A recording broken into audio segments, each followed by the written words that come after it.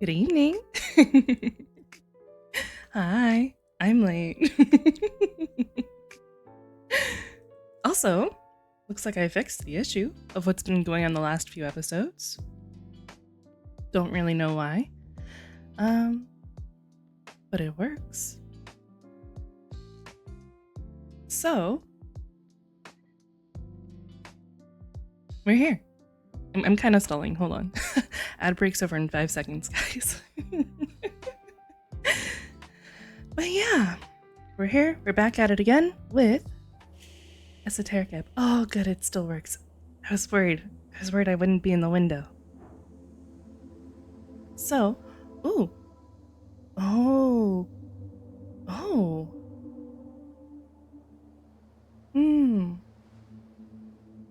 This is a different highlight from last time. Oh. Your guest registered? Yes, it did. Last time we had Snell over here, and we had the, like, celestial lady over here. Now we have Mushroom Lady. Can you tell I'm horrible with names? Mushroom Lady. And some silhouettes. Oh, is that the instrument? This might be the musician in the bar.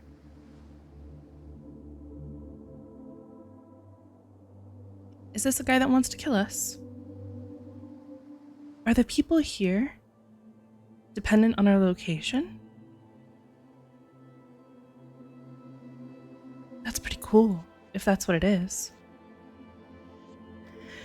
But let's see if our recap has changed at all. Last time, here's my recap from last time. Last time we got jumped by a guy who wanted to murder us, and I accidentally murdered him. And after that brief encounter with what would be the end of my mortality, I then got a taste for danger. And I almost died on a ladder. I attempted to provoke a griffin several times, and I almost flirted with the Gynosphinx. And as Snell warned me, do you want to get mazed? That's how you get mazed. At least I think it was Snell that warned me. Or was it my subconscious? I don't exactly remember. I just remember that threat of, like, you'll get mazed. So, let's see what they say about last time. You have arrived in Tolstad via waking up in a morning. You've picked up a goblin sidekick, and now you need to focus on the actual job, the tea shop that blew up. Oh no, it's mostly the same stuff. It was Snell. Okay, good. First off, you still need to get inside. The entrance is in the middle of the big, open outside area. If you find yourself stuck, there probably should be another way of getting inside. Beyond that, you've also got the owner to track down. From what you've heard about this guy, he could have left the city. Though maybe if you're really lucky, you can catch him before he hops onto the next ship down on Water Lane. But nothing so far has given you any decisive evidence. And then, there's that masked assassin. You have no clue who has it out for you. Everything about this stinks. Alright, so my dance with death has added one new sentence. Alright, let's see how we do. I remember I wanted to investigate the well further. I didn't really look into it that much.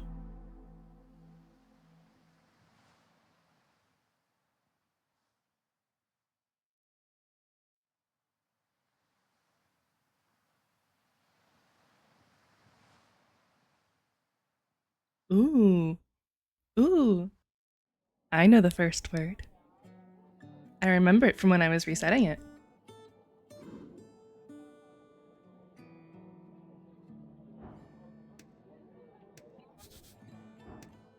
Old well, I don't remember how much I engaged with this.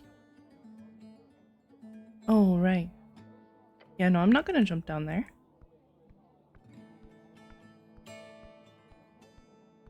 Okay, so 21:26. As an American, I have to think about it for a moment. 22 is 10 p.m., so we're at like 9:30 p.m. here. Shush you. I don't want to hear from someone who shuffles seats. One day, you just have to memorize the entire list of words.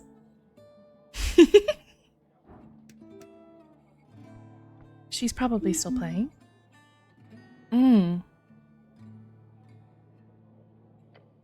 I should let her play.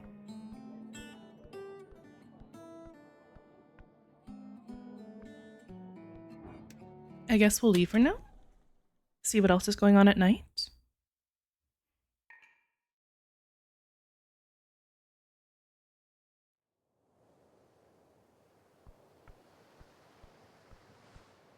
Maybe we'll see something cool. Like another assassin. Boys are still here. Protesting. You're here too? You were just you were just at the Sphinx. How are you here? Ah. That race car got through. Damn. Let's see if anything of note happens down here at night.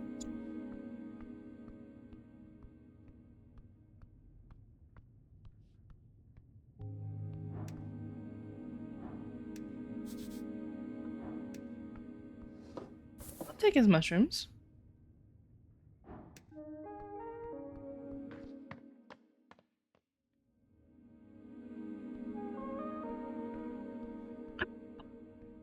It's open.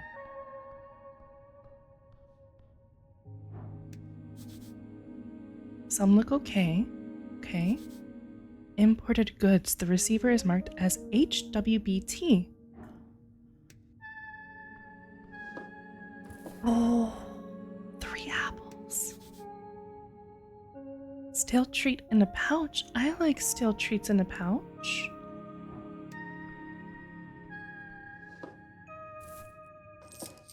I need that money.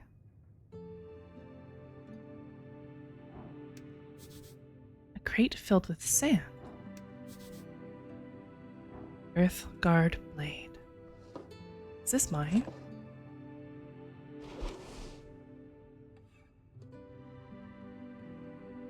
A standard issue Earthguard blade. One-handed usage, lightweight, crap quality. Makes you feel like a big man, an agent of the state. It's also broken in half. But if you lean tactically, you might be able to hide that fact from your enemies. It's something.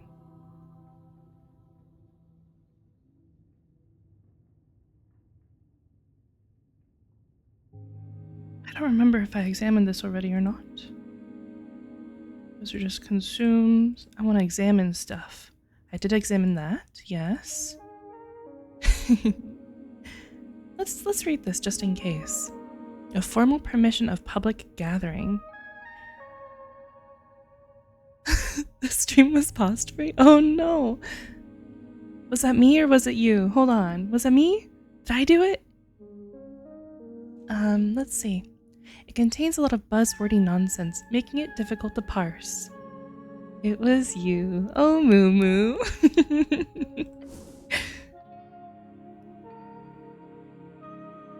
So I can hear the race cars outside and I'm like trying to time when I talk because I know that if I do talk, it'll pick them up too.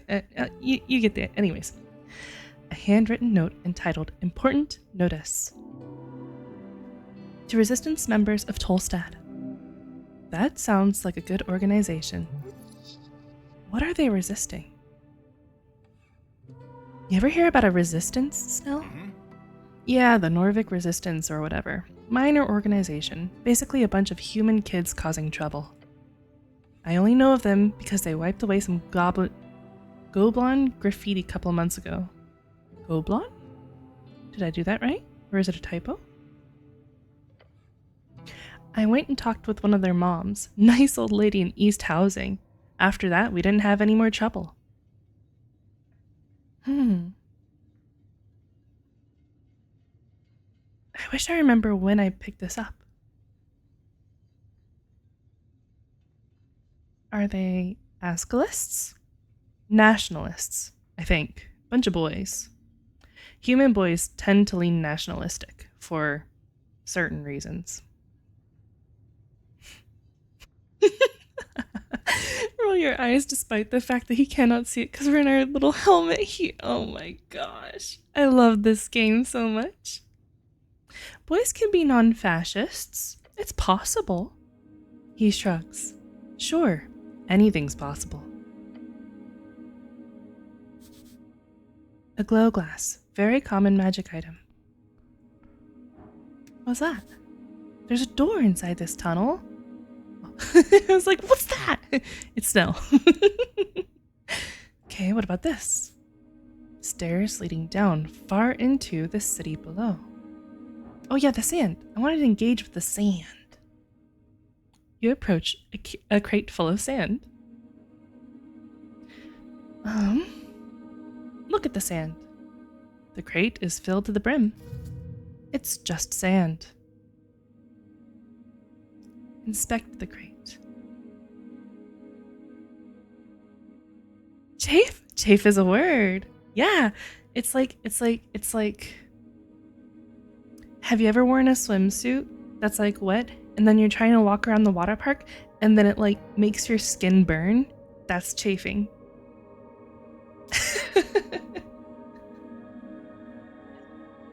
Actually, funnily enough, I think I recently taught that word to Oni too. We were talking about like skin irritation. Anyways, it's just sand. Inspect the crate. You notice a little marking on the back with the letters HBWT. The lid has been tossed behind it. Looking closer, you can see how the lid has been bludgeoned. There's splinters, and the nails that are supposed to keep the crate shut have been ripped out. Hey, Snow. What's up with this weird crate of sand? The goblin glances over at what you're doing.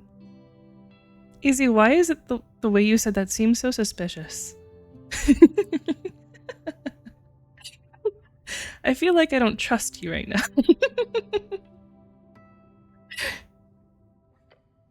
Let's see. Let's, his eyes shoot open. Very, very wide. Nope. Back off. Right now. He pushes you away from it. Sure.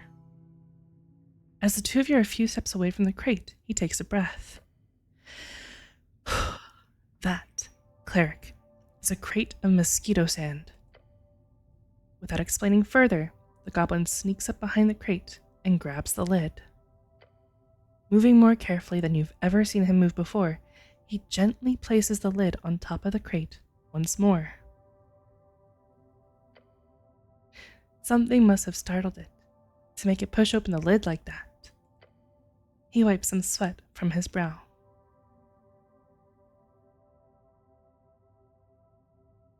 What would it have done to me if... From what I understand, it would have choked you, drained you of blood, and slowly mushed you into that crate. Now, let's leave it the fuck alone. Okay. How can we be certain that whatever it is still inside of there?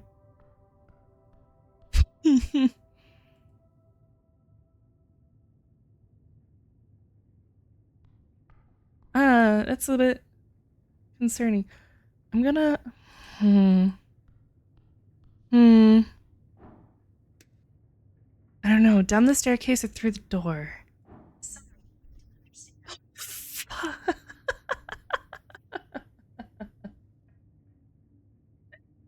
I got jump scared by my phone. Did I say something that sounded like SIRI? Did I? What did I say? Why did she wake up? I actually jumped. Oh my gosh. Okay. Down the stairs or through the door? Was it stairs? Did stairs? I don't know. Anyways, Let's check the door. Why not?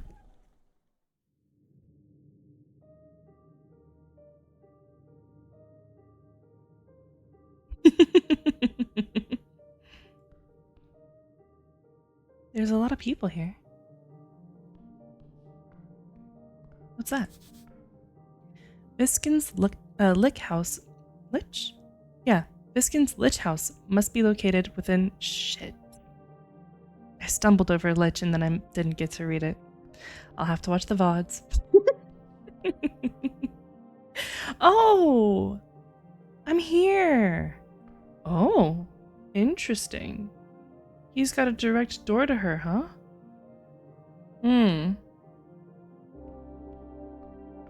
Playing Sheepie Wordle on my right monitor. Uma on the left.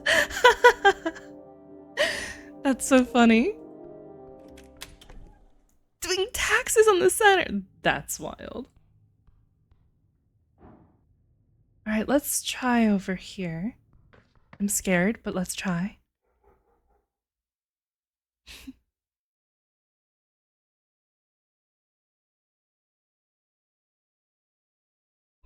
Mathematically, I'm dead. No.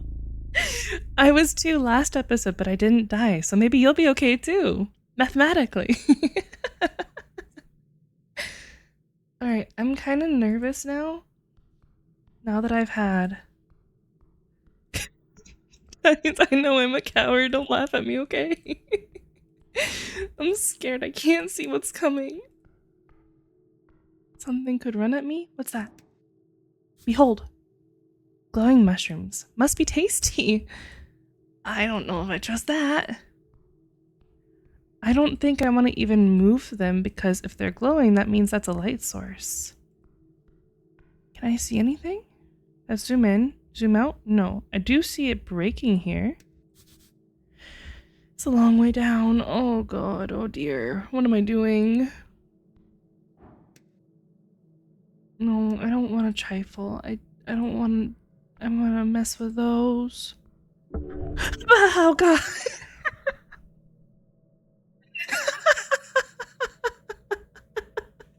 Oh no. Oh no. No.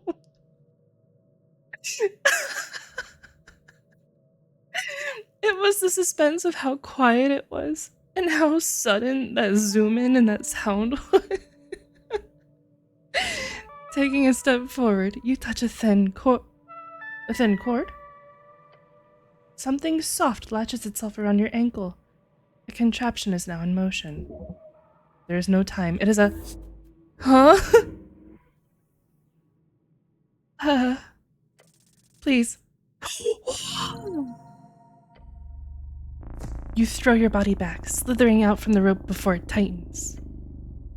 The instant you do, you watch the rope snap and twirl around the edge of the staircase, disappearing into the darkness below. Whoa. That was close. Too close, Snow says. I didn't see it either. Nasty trap. Your companion looks disturbed. Keep going. No, we're not keeping going. No. I'm not dying on day one. No. Oh.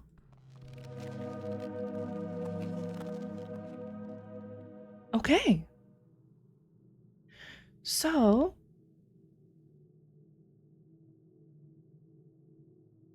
we could round out our dexterity. I think it's probably wise too. It has saved us a few times.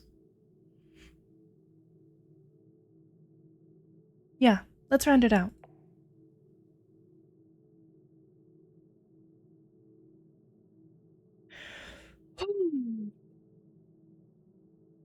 Guys, oh my gosh.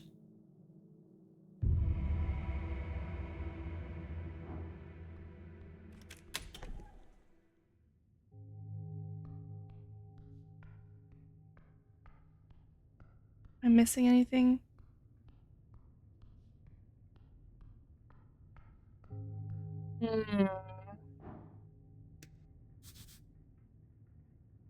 I can interact with the corpse, but it feels wrong. Hmm. Yeah, I don't think I want to.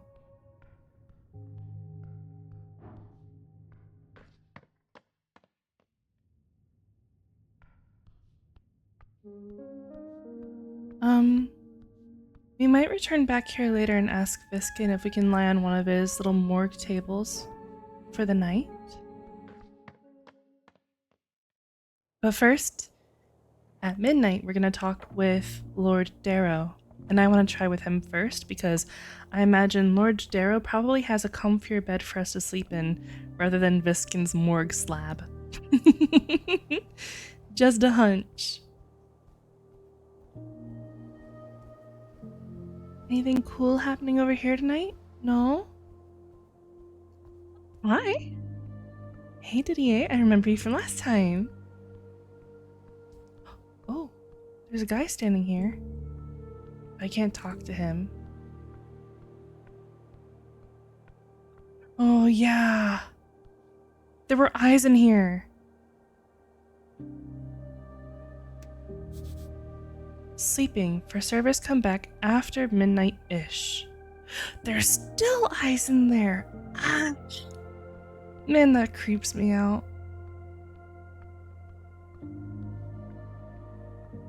Okay. Anything fun over here? No. Oh. My heart is still racing a little bit from the jump scare of my wisdom talking to me.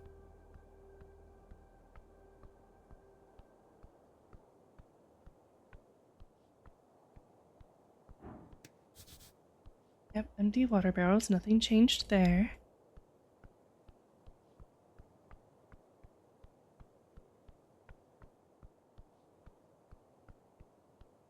Anything new over here? I feel like I probably would be prone to like not check this area very much because it's like a dead end. There's not much here. But maybe that's how they get ya, you know? They sneak something in there when you don't expect it.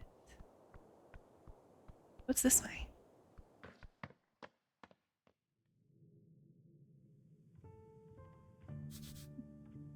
All who pass are mine to keep. Air outside is salty. Who are you? Behold the duck! Oh, that's adorable, but he looks so cool. Okay, I perceive you. Paladin. This is a true warrior. He is off duty, but whatever duty that is, it is everlasting. This dark night can break you like a twig, yet he will not. He is bound by an order. But why does it not affect you? Ooh. The duck. Hi, duck. A dark iron can of a man sits alone on the temple steps. His face obscured, an axe strapped to his back. I have some questions, good night. Oh, wait, the duck is an actual key word? His helmed head is slumped downwards, slightly. Duck, a waterfowl common in Ascani Lakes. Nickname for a warrior who fell in honorable combat and then later revived. Sort of a synonym for coward, but not necessarily. Interesting. Why would it be a synonym for coward if they died in honorable combat? Interesting. Is he asleep? Are you okay, citizen? No response. The metallic scraping noise fills your ears. The knight is moving, ever so slightly. His head turns. Your name. Soldier. His voice echoes out into the open chamber. What's wrong with me? I am Ragn.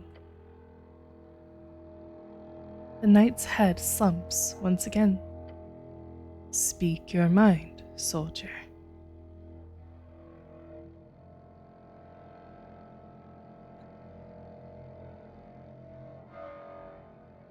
What do you know about the tea shop? Not much. He'll talk? Why? Not like you can threaten him exactly.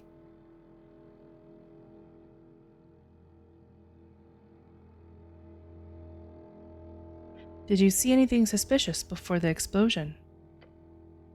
No. You sir? The knight nods slowly. Do you have any piece of info that would help me? Maybe a man dressed in yellow? He goes silent for a while. A man passed through the halls below. Civilians do not pass there. Past the crypt entrance, through the goblin's domain, into the southern caverns. That's the flip caverns where gravity is reversed, below the city ruins. A man? Dark hair, silk clothes, headwear. Dressed in yellow. Sounds like a Reedsian nobility merchant type. Okay, but I think the tea shop owner is who we knew about just... Oh no, there are two. There's the tea shop owner, and then there was a suspicious man in yellow. That's right. Okay. What's past the crypts? The roots of the goblin tree. Then more tunnels. The southern tunnels. Then the sewers. Okay, how do I get there? There are paths. Most are trapped. Once you get there, the alligator might know more. His grounds are near. Alligator? His rage is endless, his appetite growing. Do not anger him. He won't speak more about this horrific creature. The knight looks down, waiting for your next question. How do I get to the city below? He pauses, as if thinking about your question. The goblins use their passage below Viskin's lair. Right, the staircase by the apples, where you woke up. There are many ways down, but the passage in the chamber where you woke up, that would be a good place. Okay, so the staircase that was booby-trapped? Or, he says the goblins, that was the door, not the staircase. The door led to the goblins. Staircase was traps. Which one?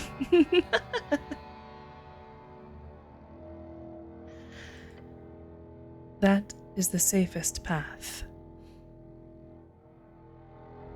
Okay, thank you. He's quiet. Has he been ordered to answer your questions? This feels forced. Where were you at noon on the 21st? Below. I need more than that, my good knight. The walls shook in the crypts. I was on patrol. I was not in a position to perceive any misdoings. There are thousands of tombs and crypts scattered below this ancient metropolis. The city below is endless, and most of it stands unexplored to this day.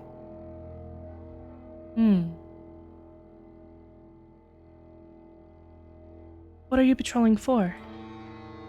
He is silent and still for a moment. I have my purpose. As do you, soldier. Do not pry too deep. Okay. He places an iron hand on his knee, waiting for the next question. That is a firm, yet gentle reminder that he could crush you in an instant. Well then.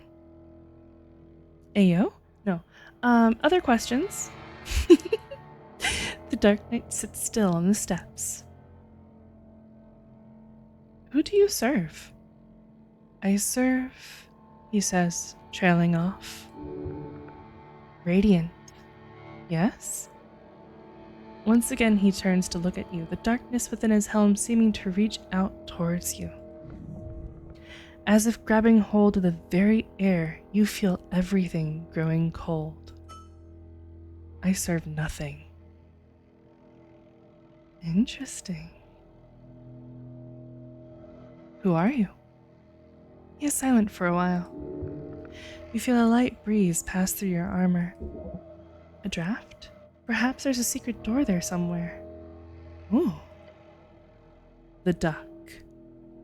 Excuse me? I am the duck.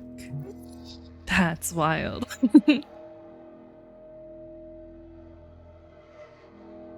That doesn't suit you at all. The knight does not respond.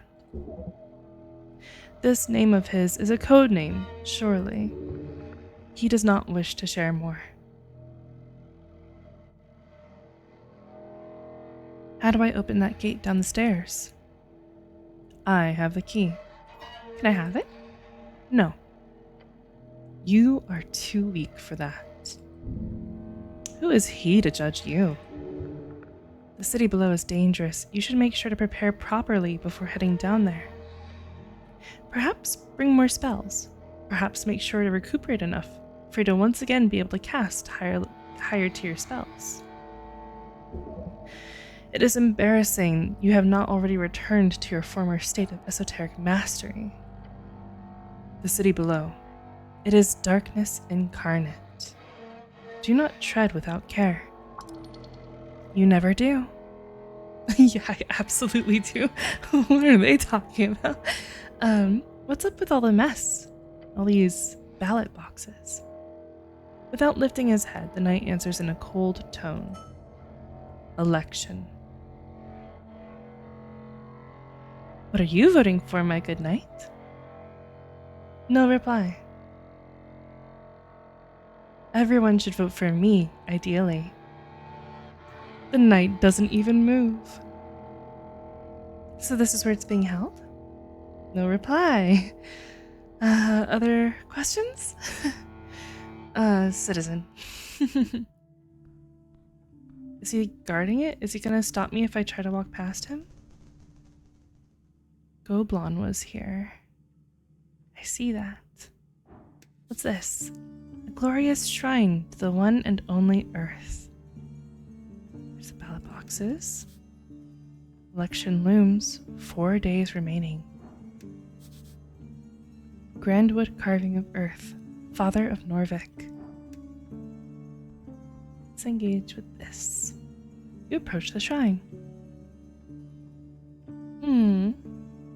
You know, we prayed at all the other ones. Staring at the chiseled monument, you focus your mind. You take a deep breath and begin your prayer. And tranquility. So, let's think.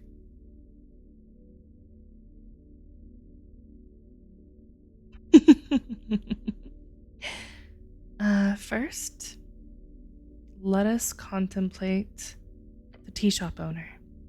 Birdfolk on the run. His shop is in ruins. What sort of business did he conduct there? Star witness. One strange detail. A fake name. A man in yellow. Follow the trail. Imagine thinking.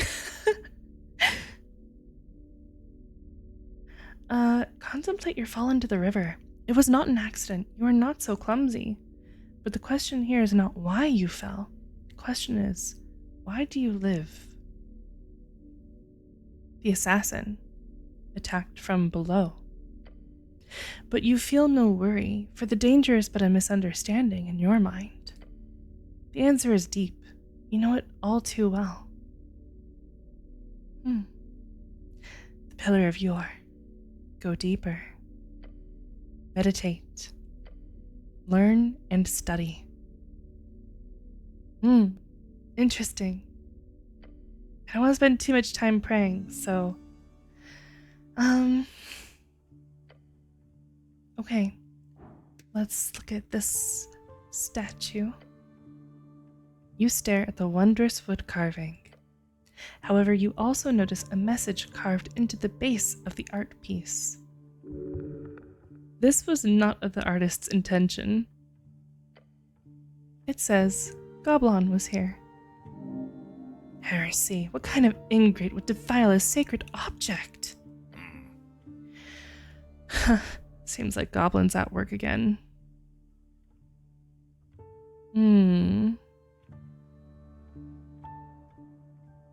Goblin was here? Vandalization.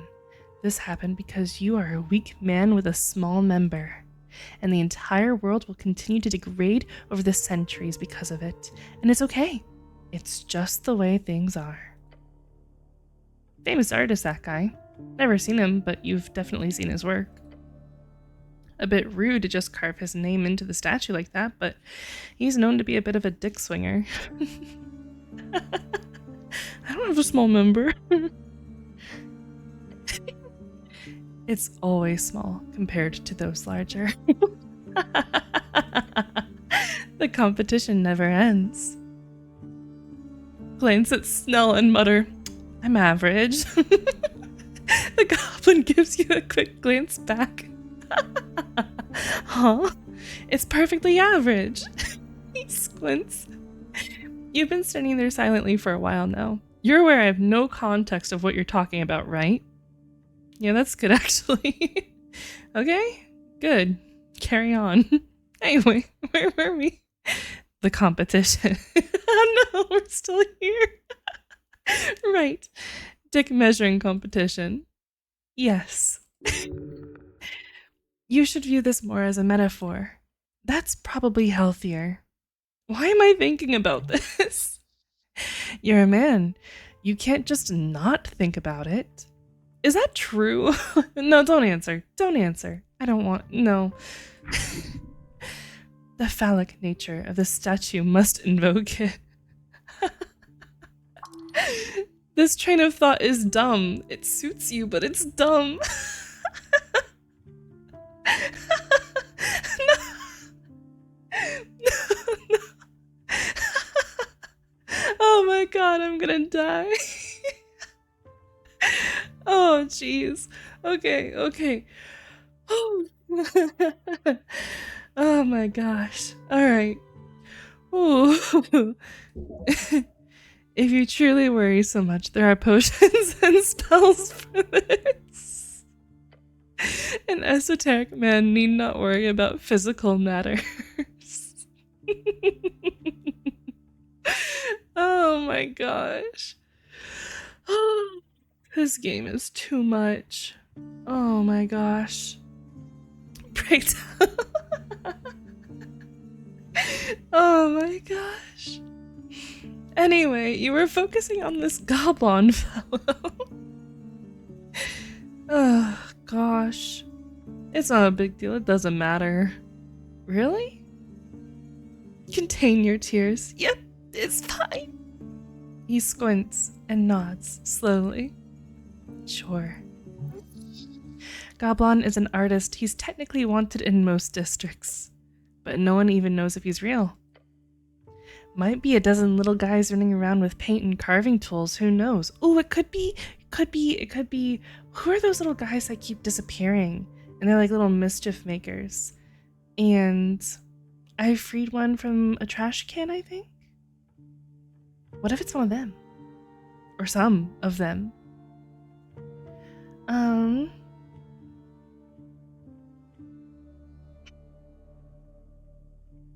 What do you think about the statue of my god, Snell? Real human culture right here. Humans sure do like their wooden stuff. Oh, it's true, we do like wooden stuff. Even my PC case. It's one that's got like walnut wood accents. It's beautiful. Love it. You see a bunch of scattered boxes and iron poles. This pile is a wonderful metaphor for democracy. Cool. I know how long I have.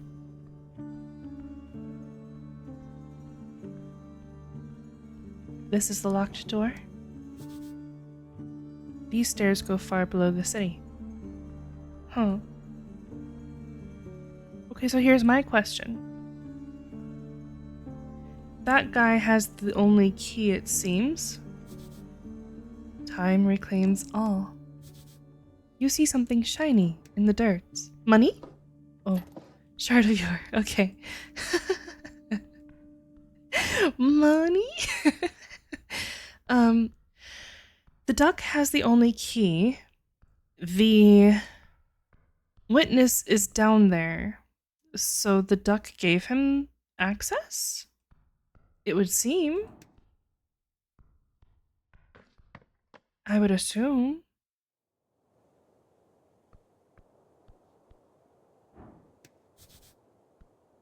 Central Temple of Earth. She's still here. Madame who hates my guts. What can I do over here? Anything fun? Who are you? Pina? Pina Athena?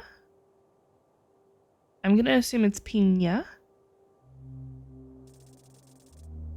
Oh!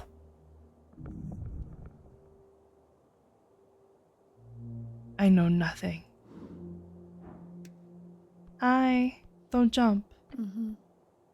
Standing on the corner, you see a woman in a green coat. You know, she was just so beautiful that I just could not see anything else about her. Her intense gaze focused on the cityscape horizon across the river. Careful, cleric, Snell says under his breath. Easy to slip and fall here. He's right. Elves can be quite the handful. Greetings, citizen. She turns her head, the expression cold. She is mourning. Yes. Elves are scary. Don't trust her.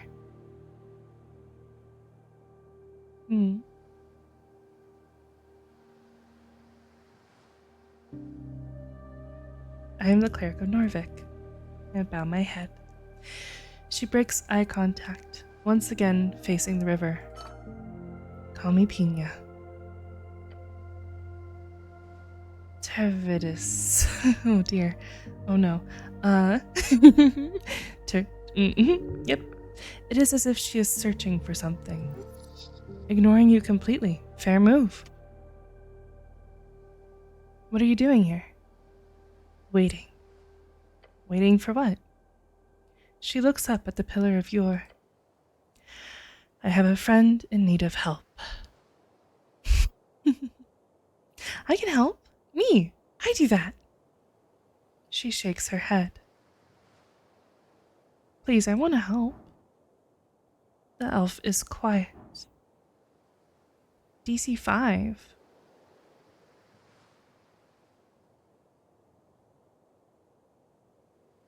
A strength check.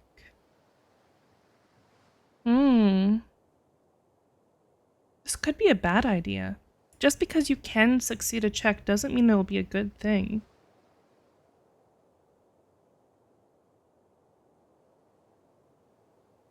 I've caused enough trouble as it is. I want to help.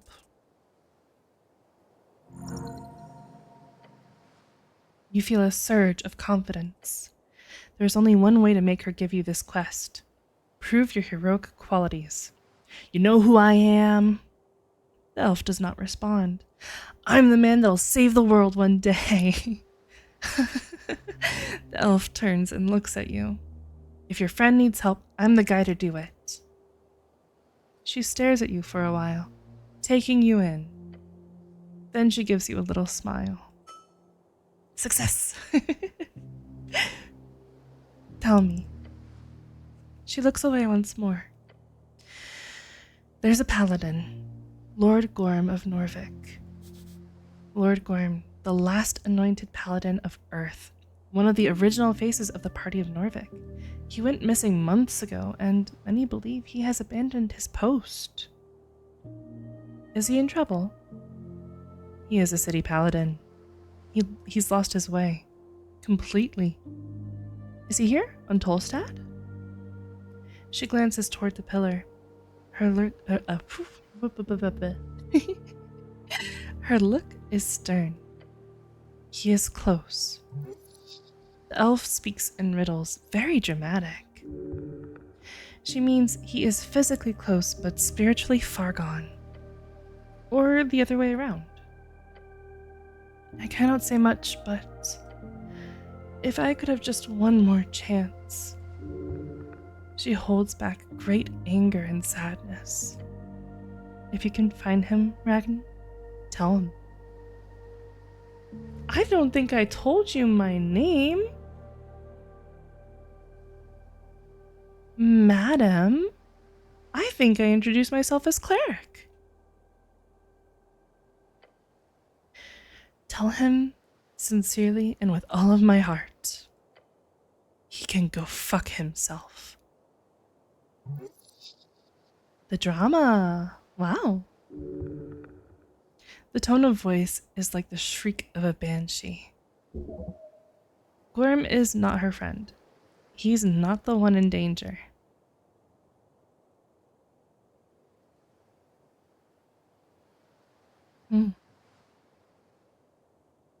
So who's your friend then? She is. The elf closes her mouth and shakes her head. She is protective of her friend. A good soul. Fascinating, so secretive. Can you tell me anything that would help me on this quest? Leaning forward, she whispers to you. One thing. Lord Gorm might be lost. She smiles. But you don't have to be. She looks up towards the clouds, where the pillar disappears into the blue. Okay. Where can I find him? She shakes her head. If I find him, I'll let you know. Thank you. Quest acquired. Well done. Now you just need to find a lost, drunk, famous paladin somewhere in this massive maze of a city. Fun times.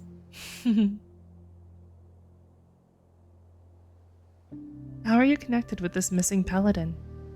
She shakes her head slowly.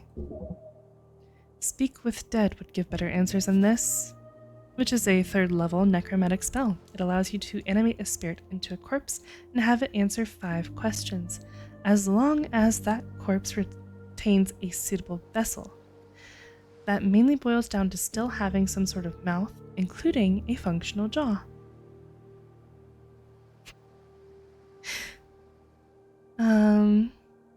You can't talk about that?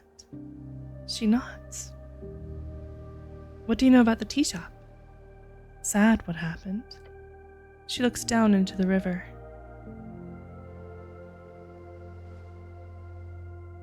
I agree, a tragedy. Tea shops are sacred. The elf does not even appear to listen to you. She simply nods and mutters, Are you here to look into the tea shop? More or less, yes.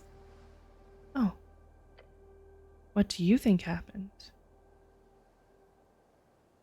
I don't know, but I will find out. You see the elf look at you with her piercing eyes. Thank you for your service. Are you saying that to get me to stop asking you questions? The elf says nothing and just turns away again.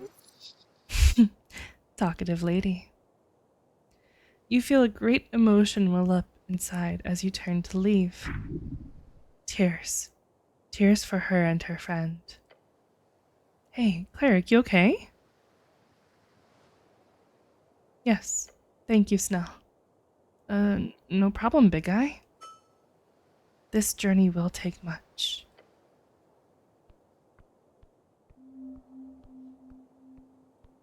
Alright, we're around 10:30 p.m.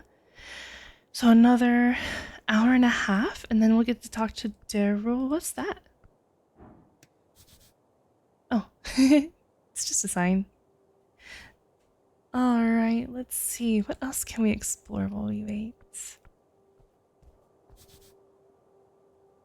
There are no funds nor focus needed to restore these structures. There's a guy up there restoring. Can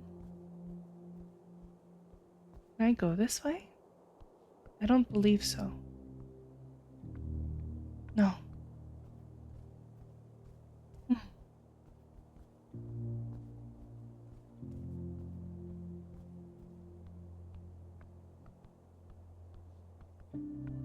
What? Walking along this path is a little finicky. There's those eyes that I don't like. What's that?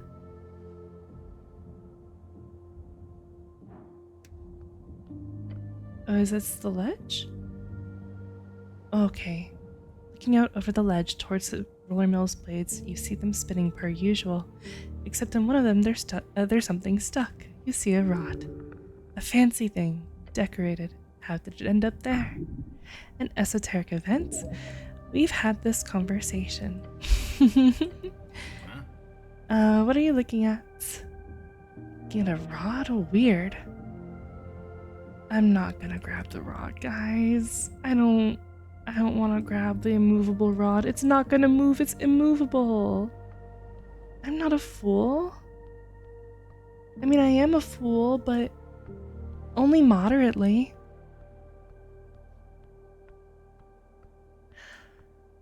Okay, so I think I've explored a lot of what's out here. So maybe I'll explore some stuff down there. First, what I think I'm gonna do is we're gonna take a very short break. Do it, you won't. Alright, everyone. Go get a drink, go grab a snack, stretch your legs. I'll be back shortly.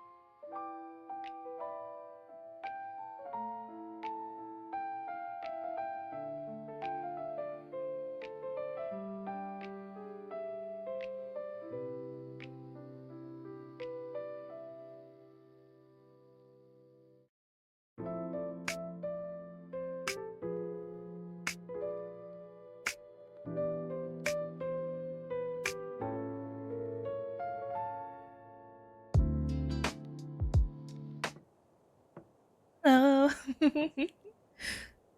Welcome back. I definitely did not use those 3 minutes to finish inhaling my dinner. Oh, and Nat wants to do an ad break. No. Come on, we'll snooze that. All right. So, let's go explore down here some more.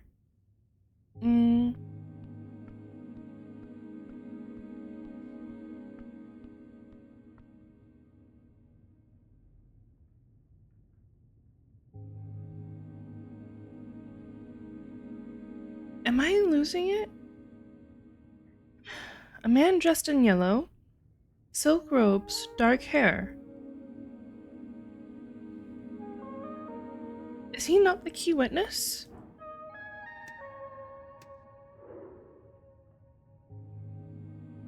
Reed's folk?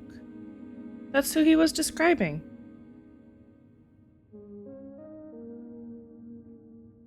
And the duck was undead, so... He was talking about Viskin, no?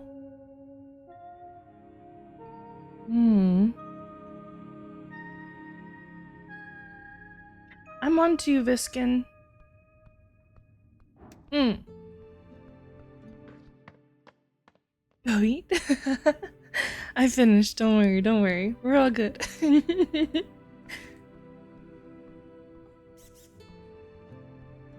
was that? I saw something. Ah! The lid is closed.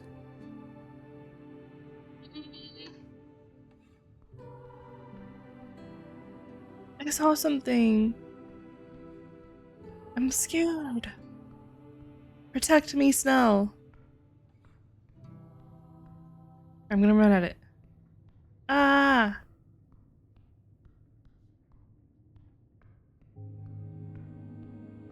Nothing? Okay. Alright, so let's see if our questing tree is a little bit more clear about where I should investigate. So... A Frank, son of Frank, was seen on Pillar Road at the time of the explosion. It was a fake name of, most definitely. Dressed in yellow. Seen by the entrance to the crypt, heading into the southern caverns.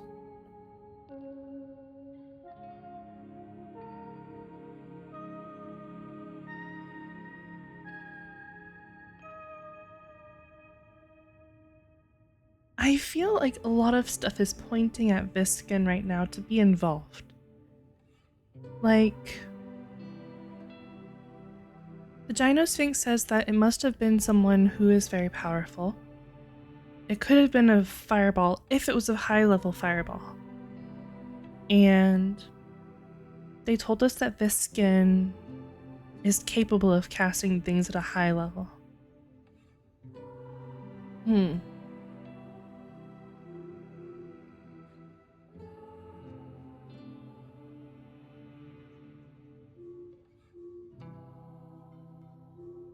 Okay.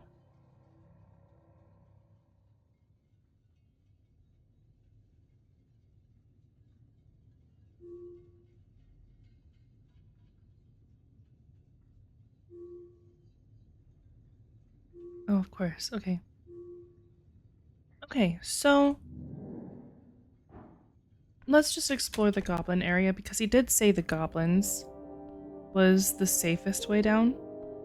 In fact, while we're here, let's check in with her again. Why not? Cleric. The lady leans back in her throne. You've returned. So this HWPT, what exactly is it? She snorts. It's an affiliation, an organization, a family.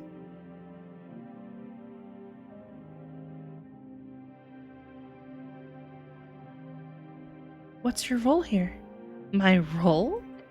She cackles. I'm the director of operations. Your family? Yes. That's a lot of kids. The lady raises her chin. Any goblinoid willing to serve the family is welcome in my loving embrace. Why is it called the Halfway Bridge Tribe? She takes a deep breath. I'd say it's obvious. My people have lived in the tunnels of Tolstad for 5 generations. 5 goblin generations. That's around 50 years. No way.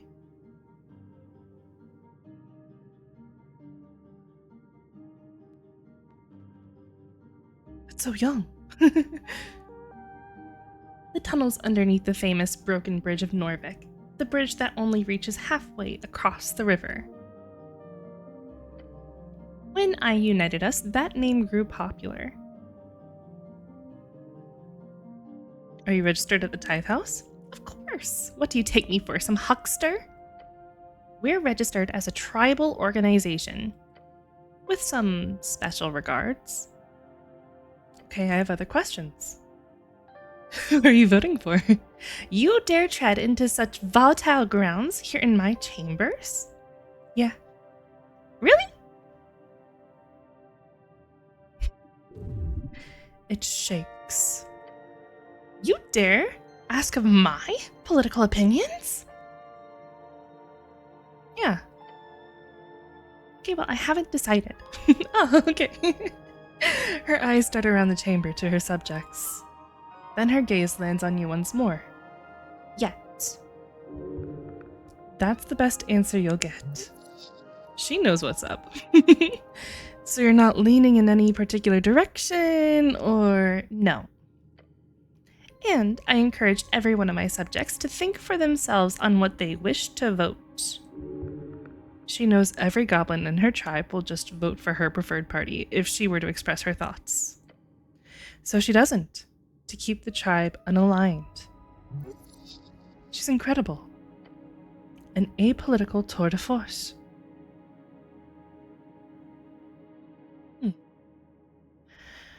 All right. That's interesting.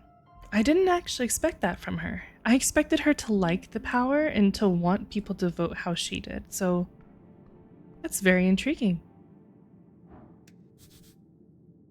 Tunnel to Central's Tolstad. Up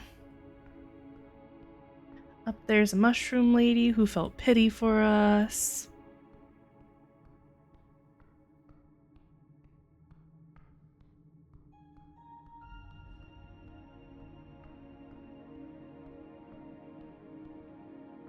Is there a way up there? No. Okay, so I know where this goes. This goes out to that other place. Let's check through here.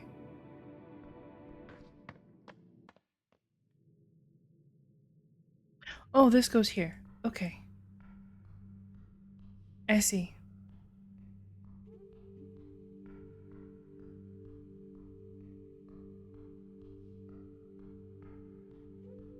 You're at the pillar. How peculiar. What's this? Dormitory out of commission. Simi, that's one of the boys outside. One of the boys. R and A. I have no reason to be interested in this particular door. But I do. It's the door of R and A. The slit mailbox says Snell. R.A. Door to darkness. What's my last name? I know my first name is Ragn. I think they told me my last name too. Is my last name starting with A?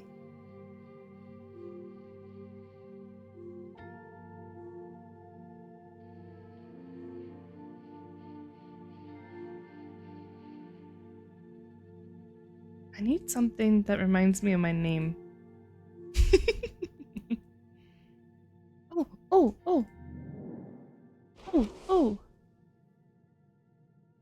Oh, Hemlin.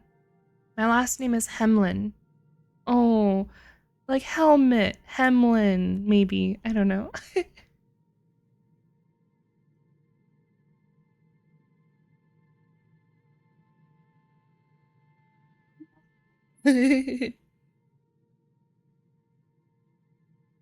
She'd be cooking with that one. Okay, so this way leads outside eventually. To where? Here? It smells like damp mold in here. Yeah, let's enter.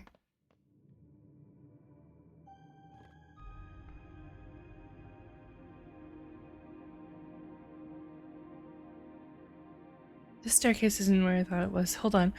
I'm so confused now. Wait.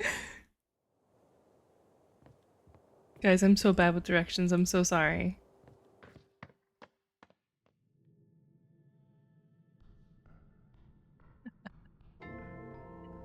Oh, gosh. Alright. Let's see.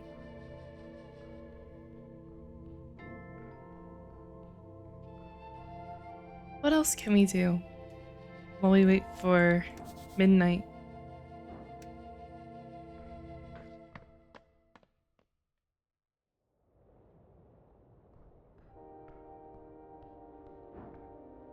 He's working on our book. We don't have enough to pay for it yet. This is still gonna be closed. Yep. That's the wonderful door that was very challenging French.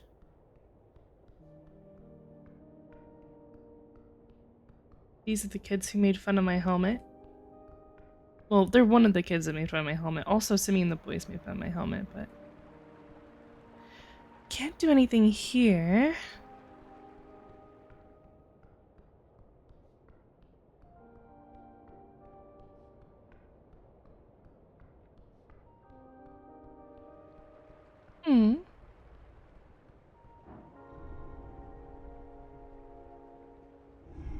I'm tempted.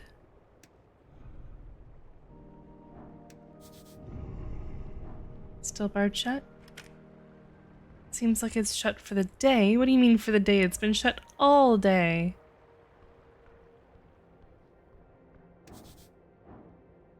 Snore?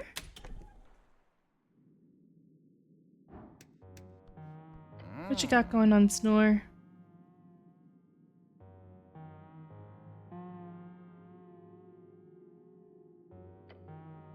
Not much else.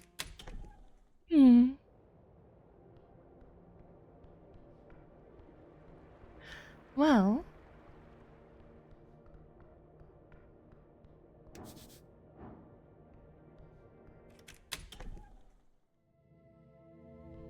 we can maybe go to the Sphinx to see if she's finished playing her song. Oh, it's just a post. Okay. Just looks a little funny.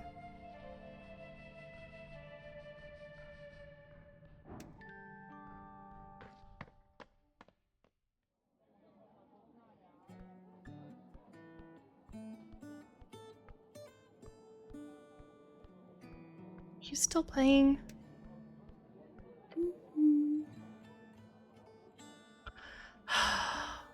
Alright, I'm gonna be rude. I have some questions. She stops her playing immediately. Everyone in the tavern looks your way as the goblin girl tells you in a loud and clear tone. Shut up and sit the fuck down.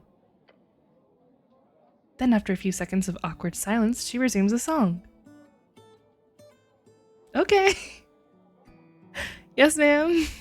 Sorry, ma'am. Oh, God. I'll just talk to the Sphinx. This seems less dangerous. Okay. The Sphinx takes a sip of her barrel and wine. Oh, wait. Sip from her barrel of wine. There we go. Little one, she says, and looks right through you.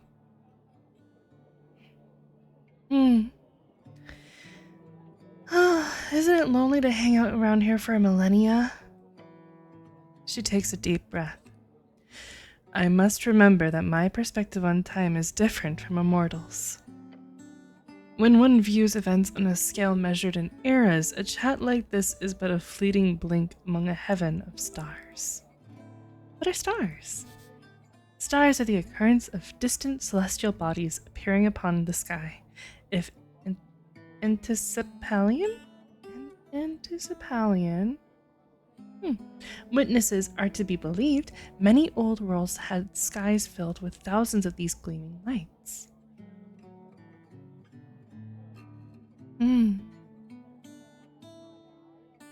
So there's no dude sphinx in your life then? Her expression changes subtly.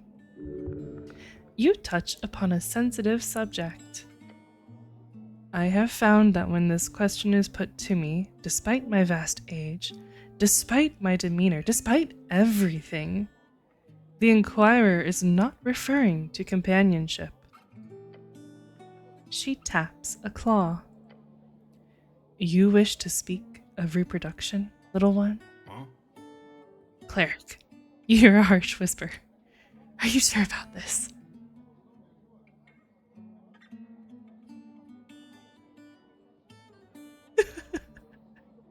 Why do I do this to myself? I am uncomfortable talking about this. What do you mean if I ask her if she's uncomfortable? I'm uncomfortable. Are you uncomfortable talking about it? Not at all. I can rant about it all day.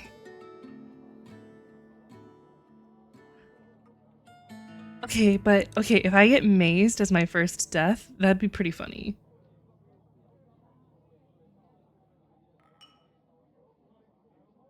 Is it an awkward subject? Yes. Most mortals find this discussion to lead into a very uncomfortable territory. You won't? Fine. Yes, I would like to hear about Sphinx reproduction. Her intense glare grows more esoteric. There are many lower races of Sphinx, some more bestial than others. Apart from often serving lesser purposes, they also share a common characteristic. She frowns. They are all male.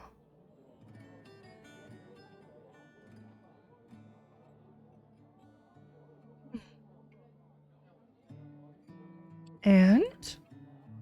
She scoffs. Each of these degenerate sphinxi then naturally crave the companionship of my kind. The gynosphinxes are the only female members of the sphinx family. They control the means of reproduction in their species. That's very interesting, actually.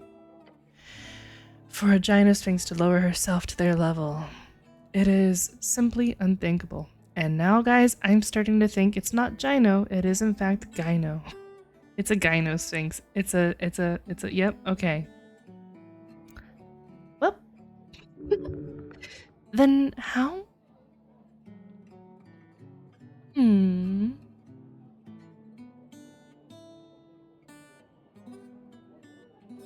Any man would desire such beauty in his life. Agreed. Men are, after all, shallow idiots. Harsh. Love it. The degenerate races of Sphinx were born wicked and craven. These creatures are no more similar to I than a horse to a donkey. No, not even this. As it implies some level of closeness. A horse god to a painting of a donkey. If not friend, why friend shaped?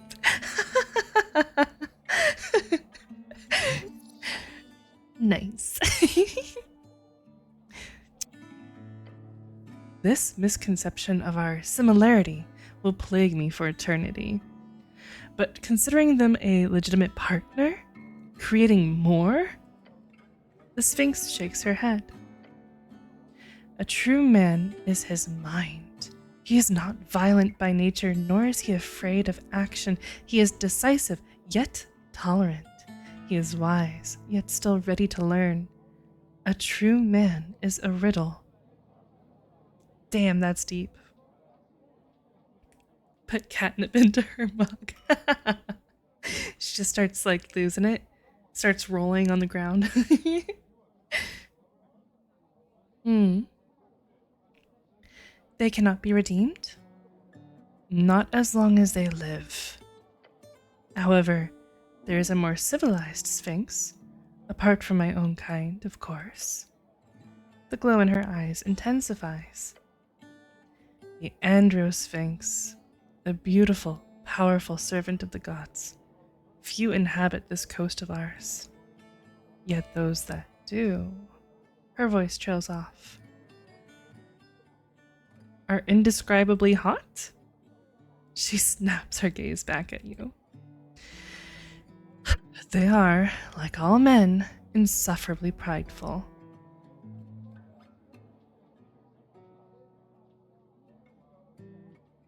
I'm sensing a story here. There is always a story. Every bias is brought from perspectives, after all. She takes a sip from her barrel and leans her head on a paw. Hear my tale.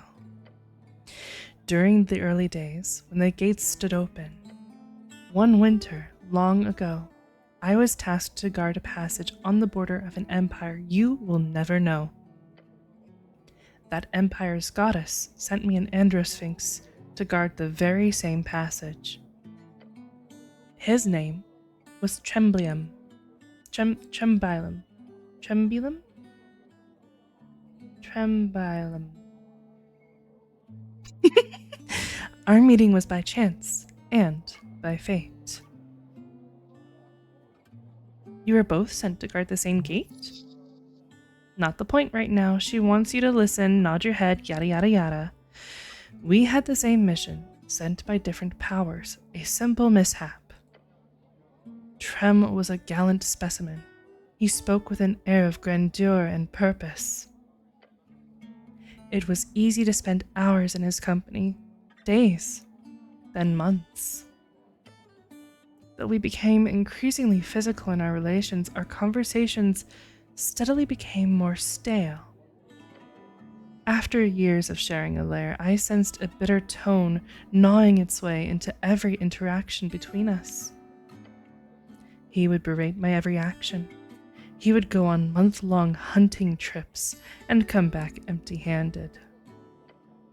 He would end every philosophical discussion or debate, even those we had with visitors, with snarky comments. Tell me, with whom do you believe this venom originated? Which one of us would be at fault, so to say?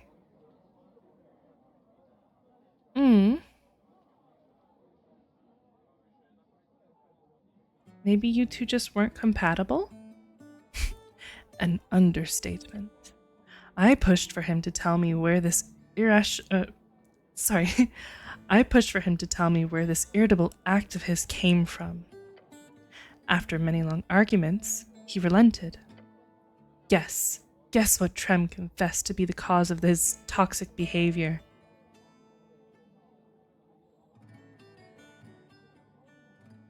I don't want to guess with the lady. I'm going to be honest. Here's the thing. She's mad.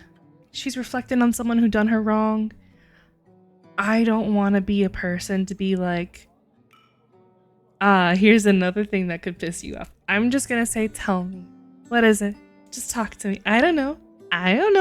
What could it have been? She takes a big gulp from her wine barrel. He said I was arrogant, that I could never be wrong, that I was stubborn. Oh, well.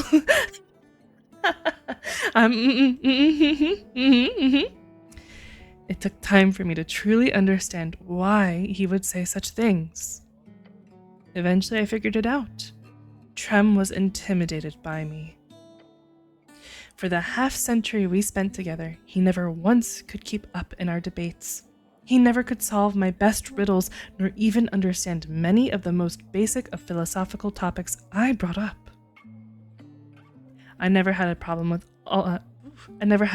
this at all. It was endearing to watch him struggle. I never would have assumed such a magnificent man would succumb to the lowest of sins. Pride. Pride in oneself is necessary if one is to accomplish great deeds. She is small-minded, like most of her kind. Trem could not stand to be outmatched, at least not in the long run. So we parted ways, as amicably as could be given given the circumstances. That was my first mission here on this yours realm. This Gynosphinx has struggled with her hatred for longer than you will ever live. And that's why you don't extra piss her off, guys. Yet despite the differences in your natures, what she seeks here from you is simply validation.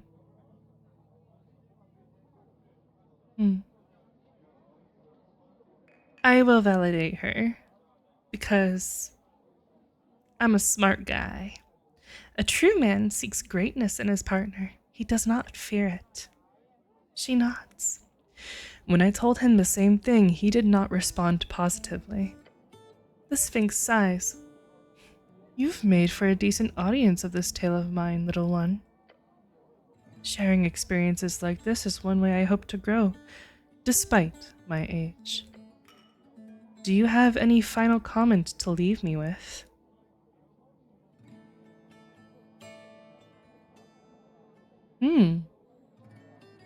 Do I dare try to give her some wisdom? I'm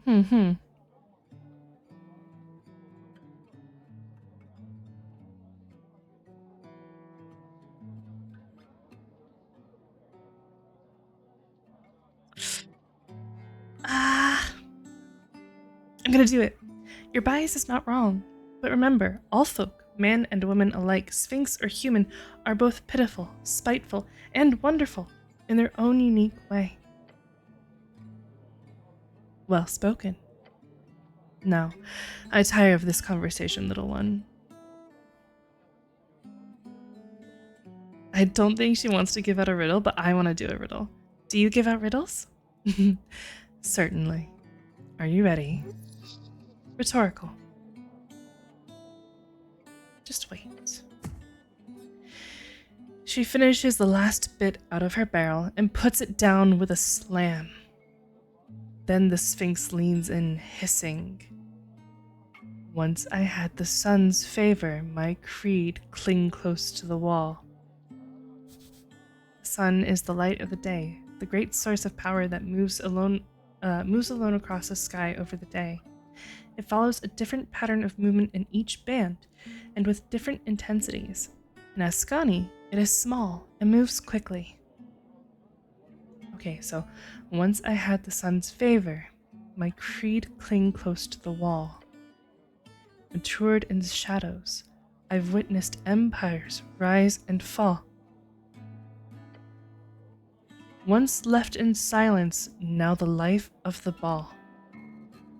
She raises her paw and gestures to the open chamber. Yet I remain a draft of remembrance, a history's thrall. What am I? Interesting.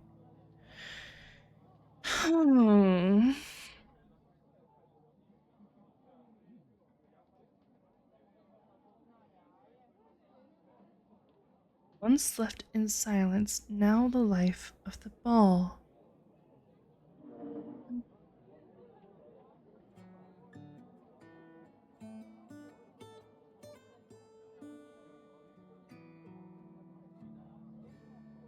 Once I had the sun's favor, my creed cling close to the wall.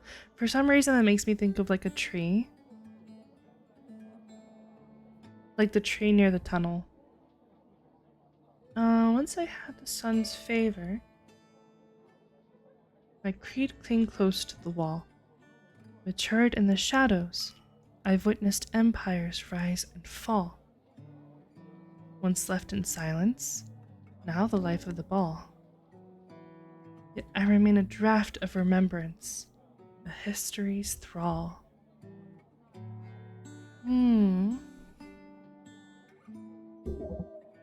Easy. A lovely poem about a life's journey, how time changes all, even the simplest grape. Oh, it's a grape?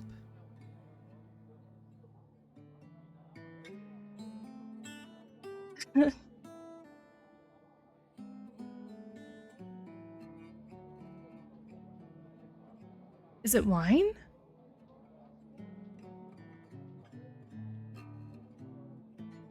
It might be wine. Your companion smirks and gives a little chuckle. He knows.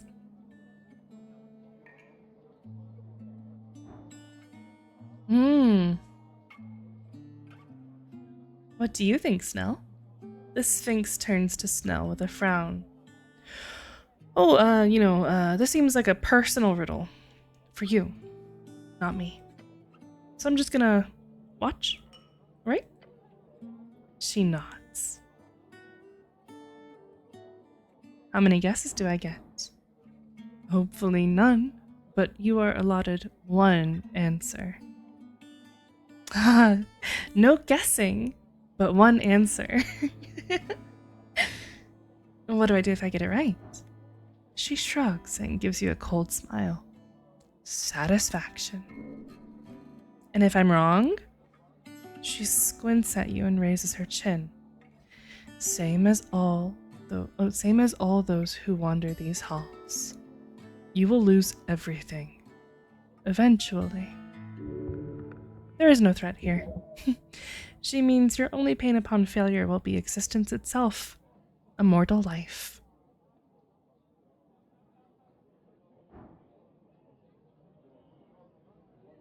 Can I think on this for a bit? No. Answer now or never.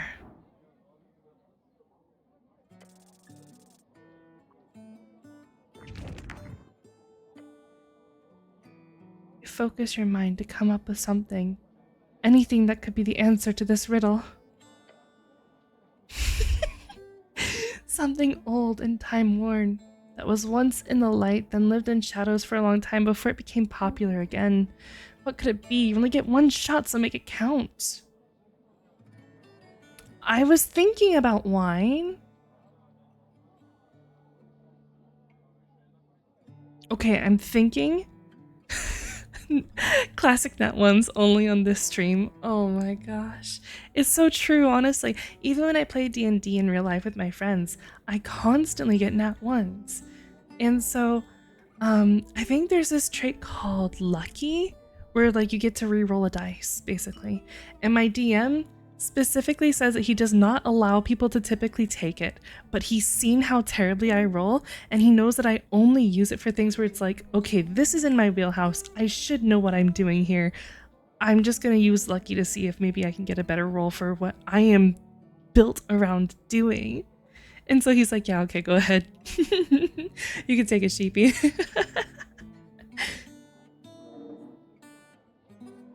So, I think it's wine. Wine? She gives you an intense stare. Time for a fight? She is strong, but you will defeat her handily with the power of a hero. Fool, there is no fighting in a gynosphinx in her lair.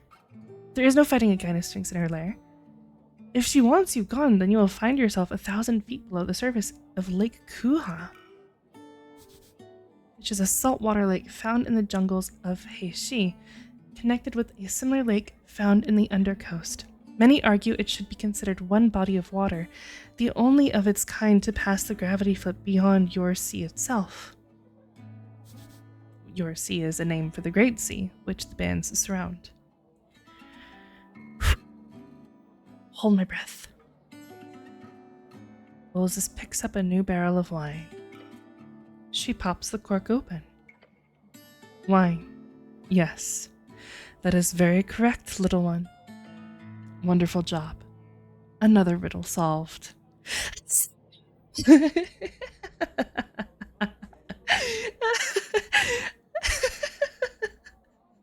Since you are so amazing, would you be interested in a quest? Oh my god, this woman, she knows me. She gets me. Keys to my heart. Yes, yes, yes. She gives you a serious expression. Accepting a divine quest from a sphinx is no trifling matter, mortal. In fact, few would survive such an ordeal. Joke's on you, lady, I'm already dead. Indeed. Behind me stands a vault. It opens only to those worthy. She leans her massive head downwards, close enough for you to smell the wine breath. To prove worthy, you must solve my most ancient of riddles. So old, it was handed to me when I first stepped inside this chamber, millennia past.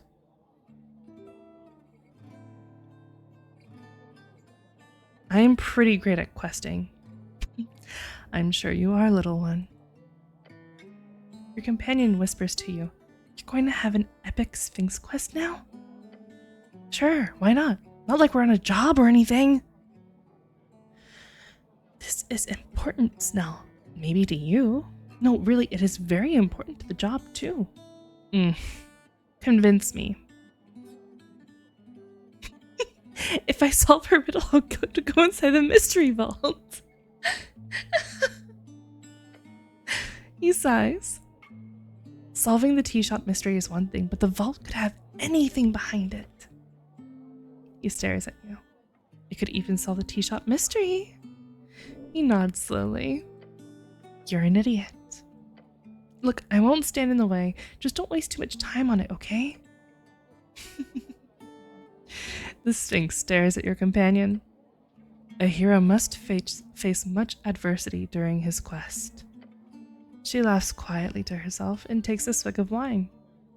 So what is this Sphinx quest? This is a riddle, the answer of which is not uttered in words, but revealed by action. She goes quiet and closes her eyes. Found within the arcane flare, twin tongues of flame that scorch the air. Tongues is a third-level divination spell. It grants a target the ability to understand all languages, and for the target's speech to be understandable by a sentient listener. Okay. She takes a deep breath, revealing a wicked grin. Burrowed deep within the earth, a primal string to show your worth. Then she leans in, almost whispering those final words. Folk and gods and thronging herds. A man divine alone howls his words. That is intensely vague and cryptic. Alright, so she highlighted a few words here. Arcane, primal, divine.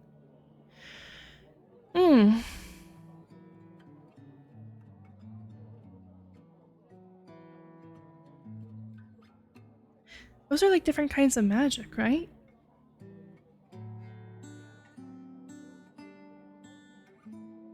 I love riddles, but I'll have to think about this one. The answer is not something you can speak. She uses a massive claw to grab something from her pile of stuff and tosses it to you.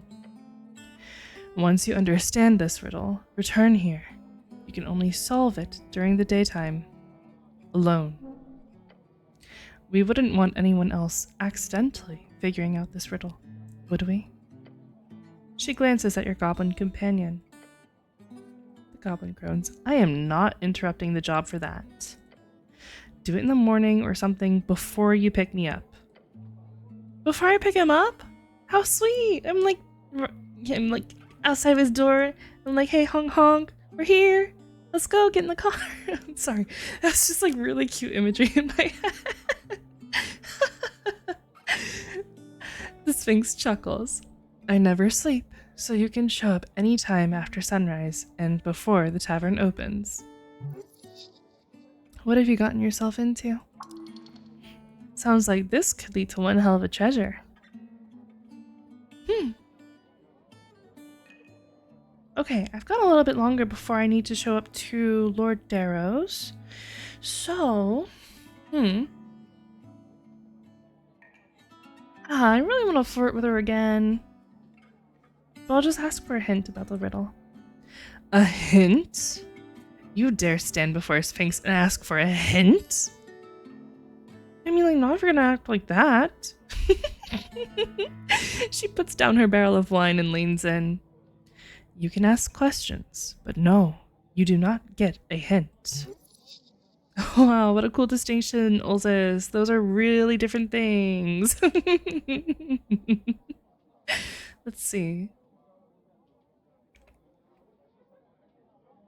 Hmm.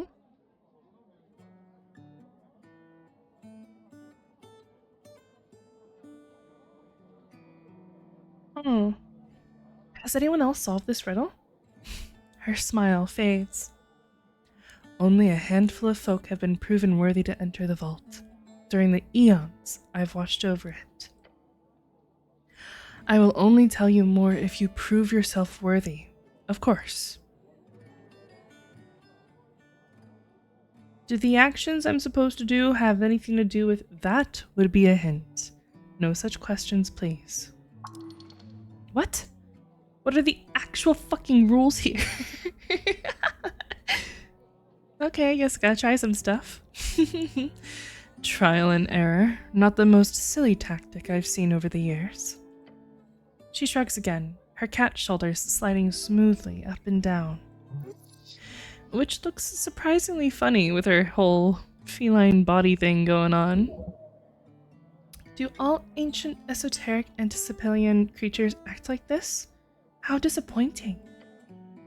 She must be corrupted by these modern times. And, you know, a big barrel of wine. Now get back at it, little one. Hey. Auto-saving. Ooh, spooky spooky. Is she still playing? She's still playing.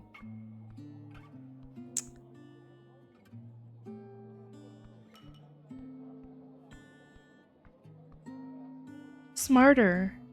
The thief, he's gone. Do I have all my stuff?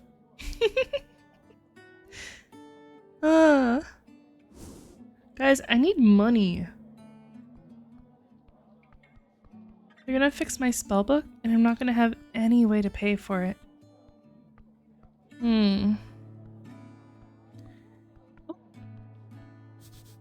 Speaker. It must have lines running through the walls.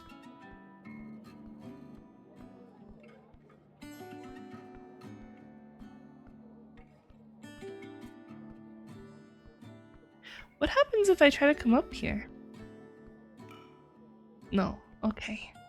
Understandable. Thank you, madam. Alright,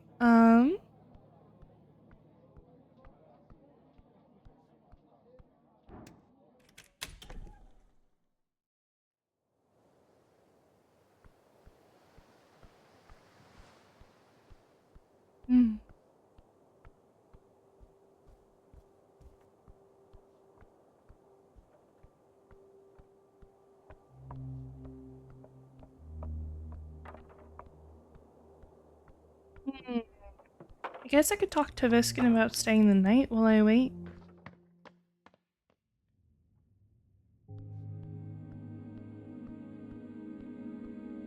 Viskin! Our main suspect for the witness. So? Yes, he says with a smile, putting away some of the documents before him.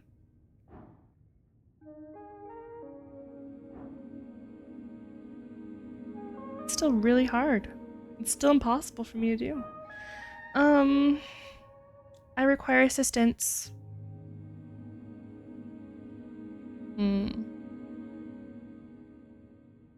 No, that's not what I wanted to talk about. Tell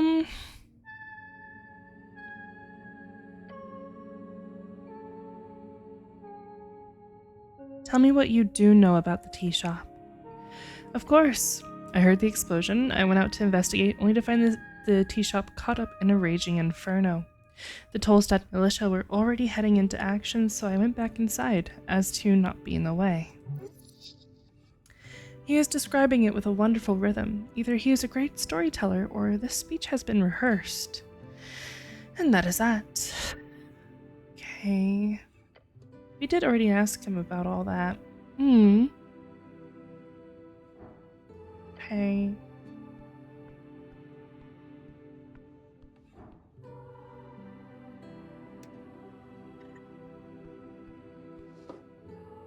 I'm sorry.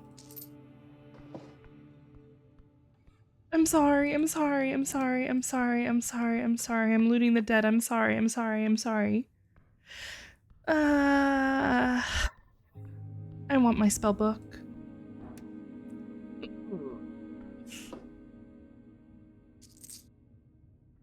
I don't want the apple too.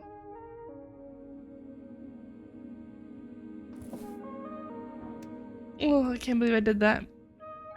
You stare at a blue rag. It's draped over the outline of a someone. Human. Male. Over 40.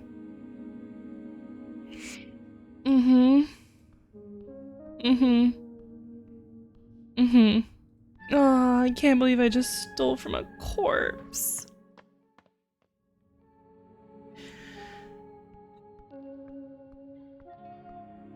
Okay. I'm just gonna make my way there. Maybe I can flirt with the celestial lady while I wait.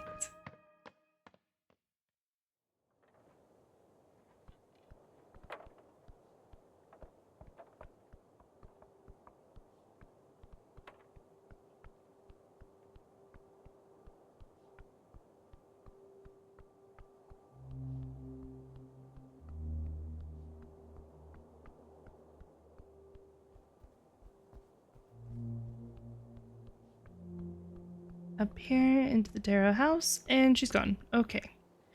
Well, that's the old guard tower. As a little snail. It's got a shard of yore. That was fun, Mr. Snail. Can I enter? Oh! Oh, he's awake! Okay. Oh, and the Celestial's in here too. Okay. Please take off your boots on the little mat down there. An LR of Norvik, an LR of a girl, and a newspaper clipping about the Coin Lord. Okay. A knightly helmet. Must be a leftover. Take it. Maybe on my way out.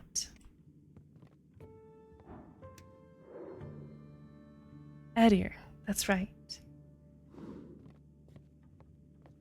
Oh.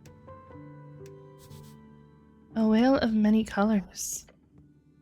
Painted onto the ancient stone blocks, colorful imagery rises over you. It is faded, near gone. It is beautiful.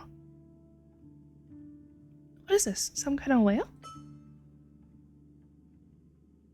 A mural of some ancient civilization. Fade era, most likely. These ancient towers surround Tolstad must have been covered in such paint. Long ago. This building has kept the mural safe over the years. The rest have been stripped off completely by the harsh Ascani wind. It's beautiful. Truly. The figure on the wall stares at you. So cool. I kind of like the, I don't know, preserving like little relics of history is always so unique and so, I don't know. I like history.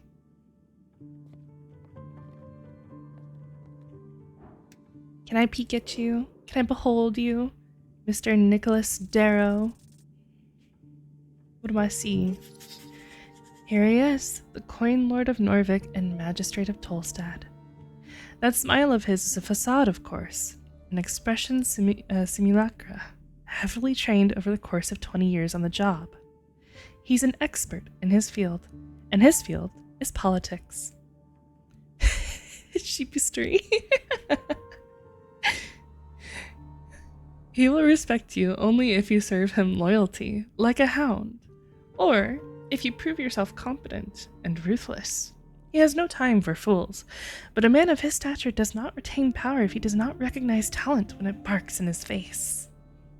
Woof. Wait, are those apples? No, those aren't apples. Okay. At the top of the stairs, you see a man placed upon his silken throne. His well-groomed face lit by a single bulb candle, but he does not look at you. Instead, he folds his copy of the Norwegian Post in half and sighs. Excuse me. Norwegian Post, the biggest newspaper in the city, founded over 50 years ago, nationalist aligned. Anyone or anything that matters in Norvik will be written about in the Post. Won't you look at that? It's Coin Lord Darrow. In the flesh. Your boss. You hear about this? The man slaps his newspaper. Asgalist opportunist strikes fear in Silker's guild, he reads to you. Then he lowers the newspaper and mutters, 9,000 crowns in damages. Damn, that's like 2-year salary. He looks annoyed and impressed at the same time. Protesters? Hooligans. Sure, whatever you say. His eyes. He is reading you. But what can you do? It's democracy.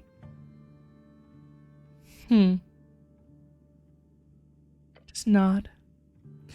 Darrow lets out a sigh, folding his paper in half. Again. It's the age of crowds, that's what they call it. And the loudest voices keep shouting at me in particular, it seems. The crowd has power beyond belief. He furrows his brow. The moonlight makes him look like a marble bust. He shifts his eyes over to your companion. I see you've picked up a goblin. He takes a step forward. Lord Darrow, Lady Sageleaf has declared a joint operation. Of course she has. Cleric, if you will, I would like to speak with you in private. Excuse me? The goblin glances to you and then back to the Coin Lord. Seriously? He's with me. I can see that. Now, if you please. He gestures towards the stairs. Your services are not needed at the moment. Thank you. Snell lifts his head into the air. Uh-huh. Don't piss off the goblin. You want him to watch your back. Snell would appreciate it if you stood up for him. No good option here. Someone's gonna get pissed. Tension. Sweat. What can you say? Snell stays. I don't have to think about it. Snell's staying. The tall man glares at you. Your asshole puckers. I glare back. You hear a chuckle from your companion. It's fine. Late, anyhow. He gives you a knowing glance. I'm heading home. First thing tomorrow, cleric. The tone of his voice gives it away. He respects you a little bit now. Snell gives you a quick nod. Then he turns to leave. The Coin Lord glances out the window and remains quiet for a moment. I feel compelled to ask. Once you hear the door closing behind Snell on his way out, he continues. How was your meeting with our dear goblin chieftain? I don't think she likes me. He gives a short laugh. I'm in a similar seat myself. The Coin Lord then looks at the time, exclaiming, And you're early. Good. The party meeting finished up before midnight for once, so this is excellent timing. His jaw tightens, then loosens. You notice a ring on his finger. It looks esoteric. The Coin Lord carries an Ironwell ring, as all good politicians do. Makes any mind-altering spell you cast on him useless. Don't waste any spell slots. I must apologize, cleric. Tossing you around as a pawn in this regrettably political game of ours isn't something I hoped for. Oh, yes, it was. You want me to be a dog. You obviously have much more important matters to attend to in the palace. Of course you do. Then why bring me here? He clicks his tongue.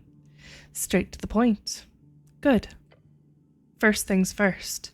I'm obliged to offer accommodations during your stay here in Tolstad. Obliged. Interesting word choice. It is customary for clerics on a job to be given free housing by their employer. You may stay in the Old Guard Tower. The Coin Lord tosses you an iron key. That key will get you access to the tower. Eder uses one of the floors. You take the top one. Thank you for housing me, my lord. No need to thank me, it is entirely customary. Yep, he has to do it. Otherwise, he certainly wouldn't. He shuffles about, looking annoyed for a moment. Now, about the incident. As soon as the fires were put out, I had a city engineer inspect for structural damages. He speaks of the tea shop. Obviously. Once it was cleared and no casualties were reported, I shut it down. Without an investigation? Initially, yes, as a precaution. The reason why we've been so very careful with this whole ordeal is simply because we do not want to cause more strife. We've got plenty of that already. Earth, pray tell. Earth, pray tell, Norvikian lingo, spoken as an exclamation of surrender to the knowledge and power of the protective god of the city, sometimes used ironically, since his death was by secularists. Secularists.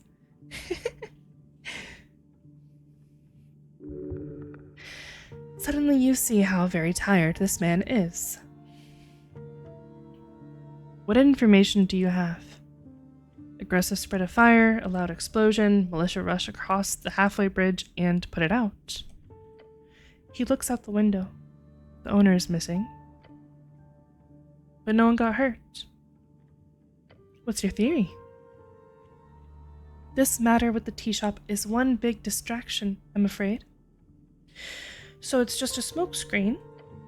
Well, my purest guess would be someone with access to arcane artifacts, or at worst, a rogue spellcaster.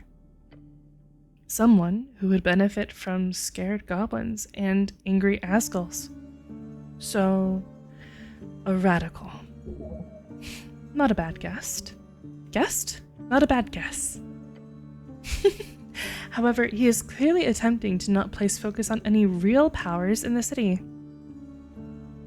Strife? It is election week, cleric. We've got illegal rallies, copper presses full of lies, and a populace ready to tear their neighbors into pieces. If the city is to survive, we need to play it safe. He rubs his eyes.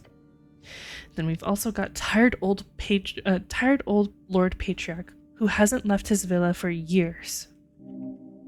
Yes, Lord Patriarch Akasam. He is old, but he is hanging on. He's hanging in there. That leaves us in charge. Me and you? No. You the magistrates? Yes, cleric. We, along with the straggling patriarchs and other palace officials, hold the reins in this election for the party of Norvik. Trust me, it is not easy being a magistrate. Anyhow, the tea shop. He gestures for you to continue the conversation. Keep him talking. You need more info before you ask about the tea shop. Well, it might be smart to go for the tea shop question straight away. You require information. Ask.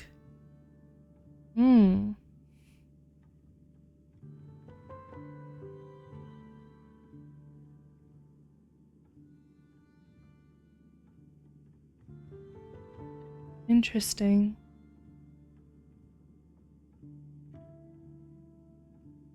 You know, this is a good opportunity for a water break while I consider my options.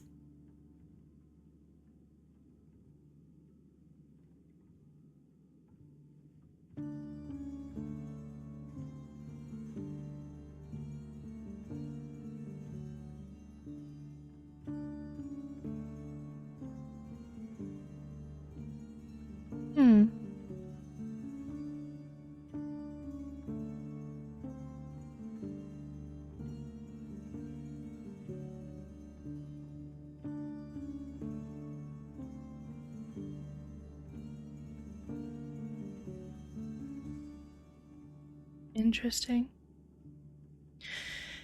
Is the missing paladin involved? Is that what the papers call him now? He laughs. Lord Gorm has been missing for weeks, so I'm afraid the timeline doesn't quite add up. He shakes his head. If you find him skulking about below, you can ask him anything you want. Just let him know he's been kicked off the campaign, okay? He sounds pissed. Paladins would often delve too deep into the tunnels below Norvik. It's tradition, really. If you find him, perhaps there will be a reward. Ah, ha ha ha. A reward, you say? Money, you say?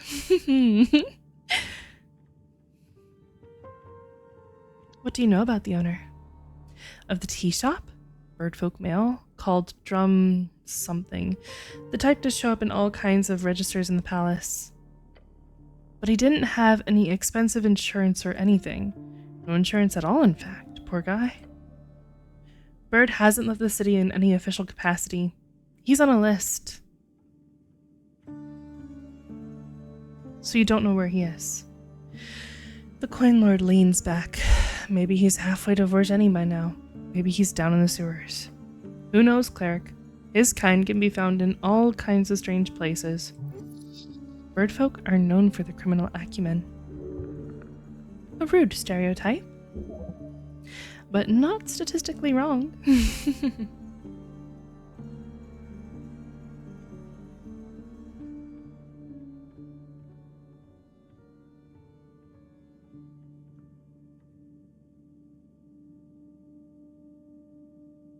I need access to the tea shop.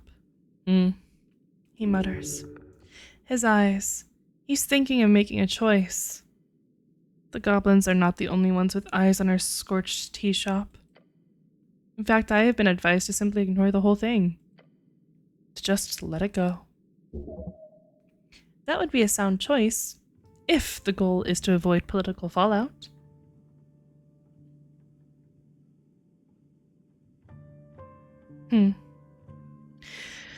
Yeah.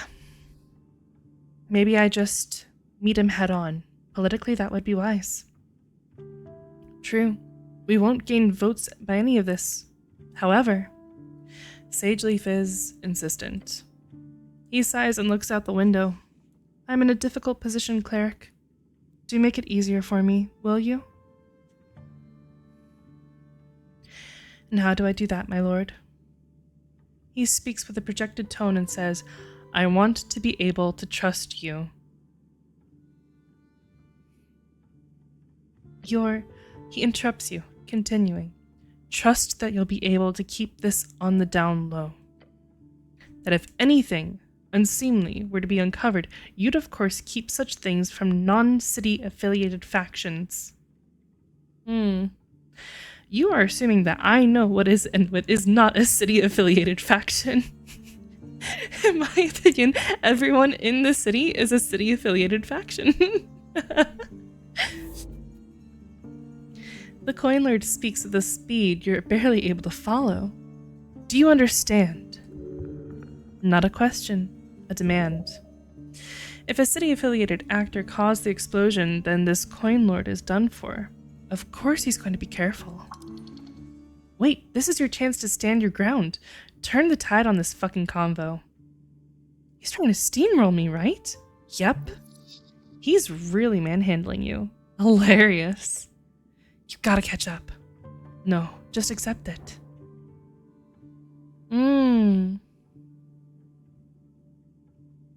Oh, I've annoyed him. Oops. No! No.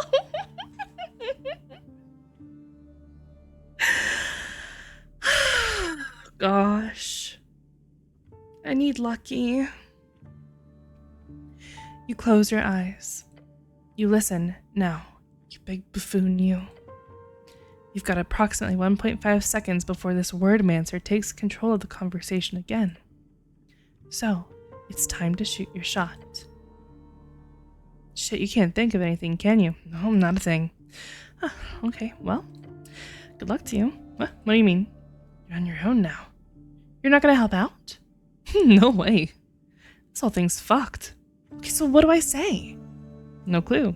But you've been standing here quiet for at least 30 seconds at this point. It's time for you to open your eyes. I guess I should. The magistrate is reading his newspaper. He has now lost all interest in serving your strange behavior. He glances up at you. Oh, you're finished. You started breathing funny, so I assumed you needed a moment. But it's fine. It's not like I'm busy or anything. He very much is. Oh, bonjour. Good morning, Oni.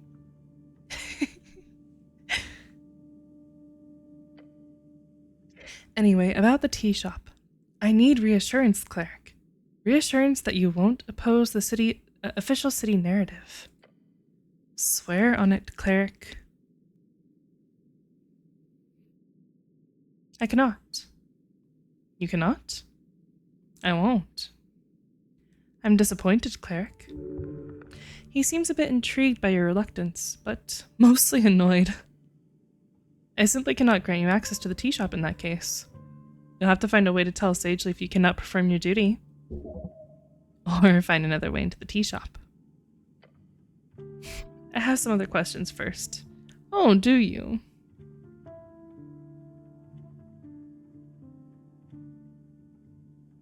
That's everything.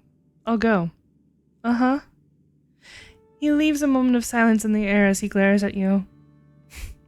You're really ready to go at this alone, cleric? You are aware I will not grant you access to that tea shop. I'm aware. So how do you intend to solve this then? I don't think you need to know that. Yes, I suppose that's true. Okay then. Good luck out there, cleric. I should go, in solemn silence. Fuck this guy. I'm leaving, and I'm stealing this helmet.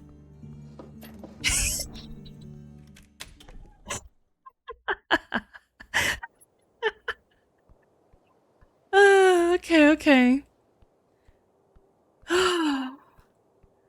Deviant.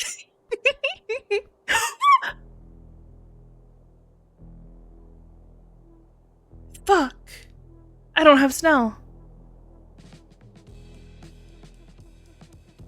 Hear footsteps coming from behind. What an ambush.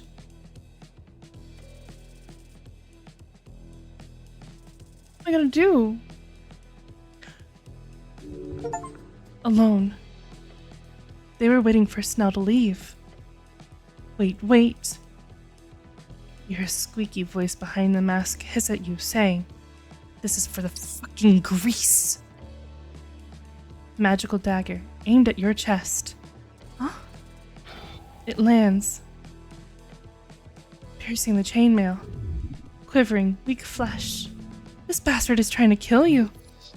Yeah, this situation's screwed up. Can't talk your way out of this one. However, you could probably try to confuse him.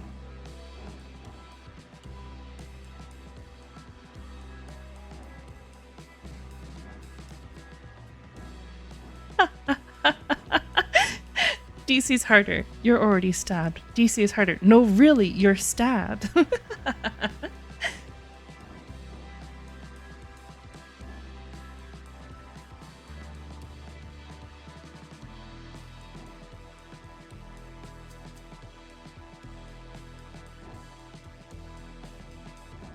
I think dodging is my best shot.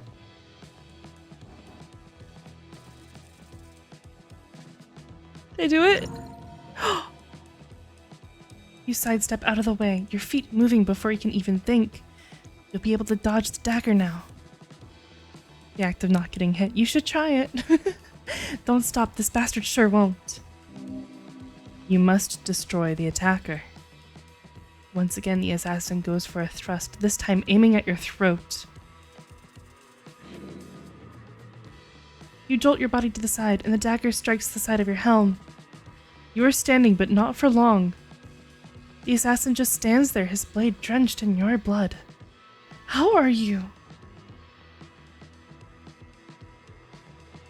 That tickled. It's time to act. Strike back.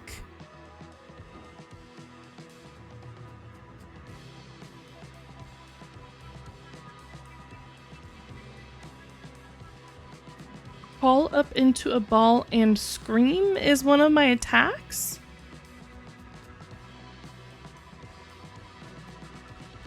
Sorry?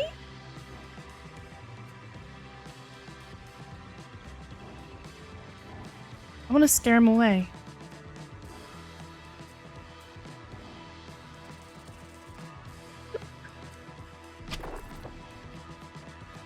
Scare him away?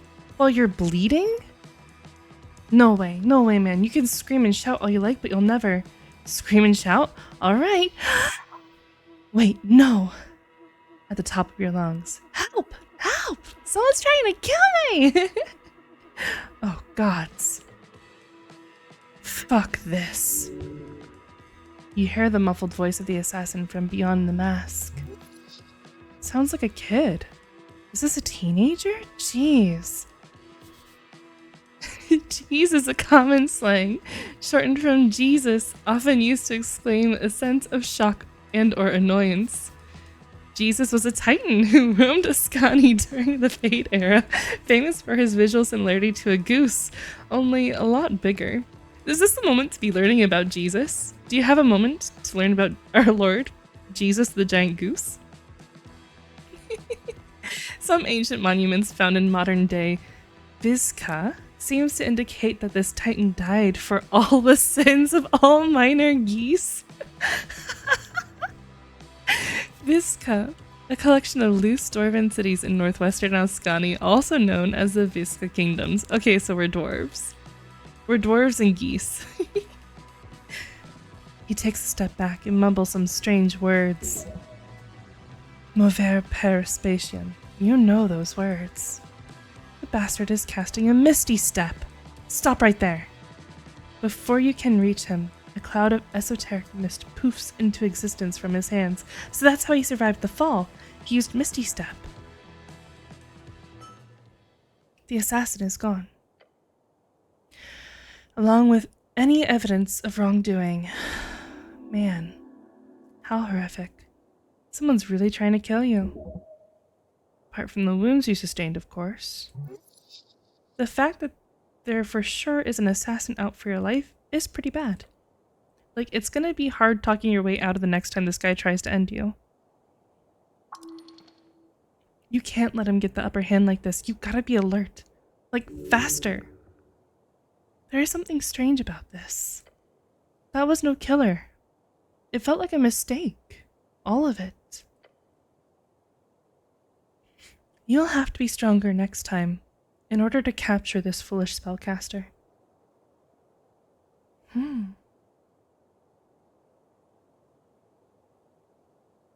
This has to be connected with the tea shop, right?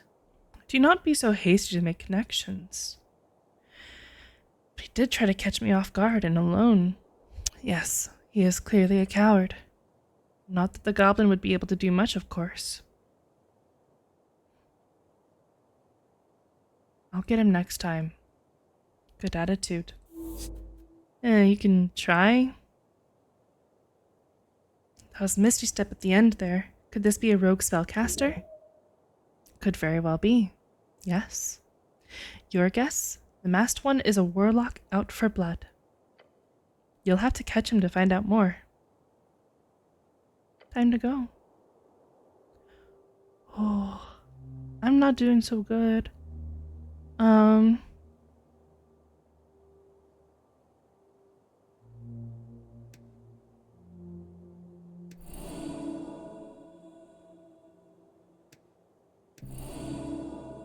Just gonna cast that a few times. I want to explore a bit more before the night's over.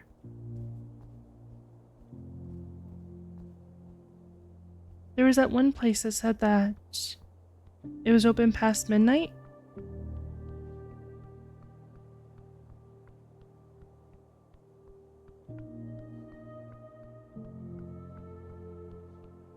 Kind of scared of the assassin being anywhere now.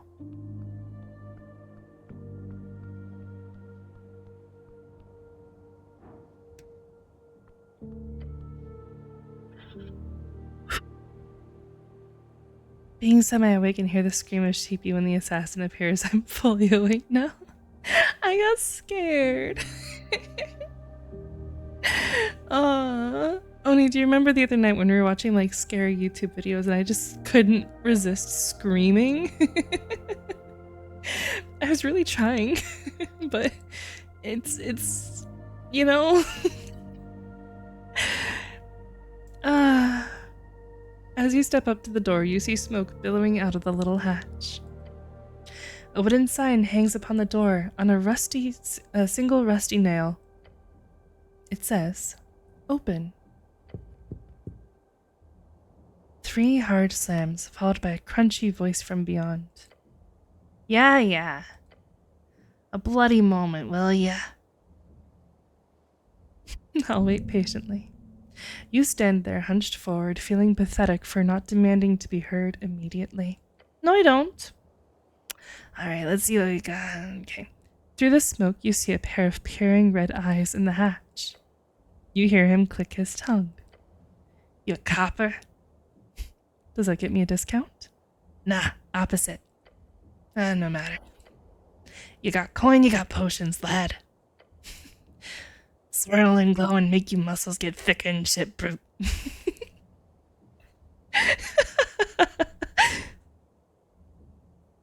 Is this legal?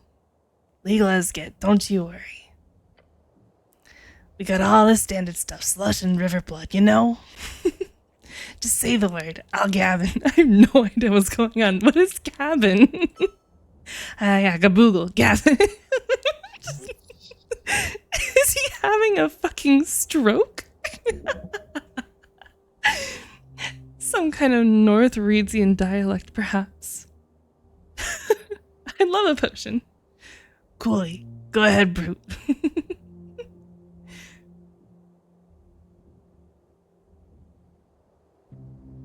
Do we have to do business on the steps like this? Can't I come inside?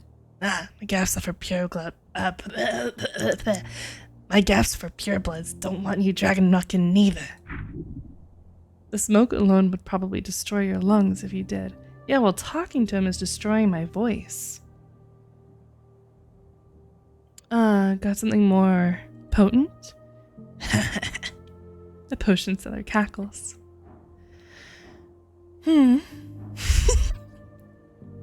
I love this reference. I want to convince him to sell you his strongest potion.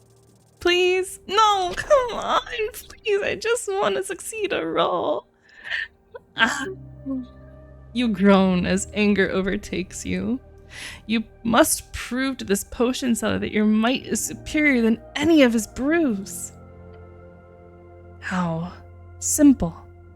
Pick up a large rock. You spot one next to the steps. You bend down and grab it, your gloved hands wrapped around either side, and then...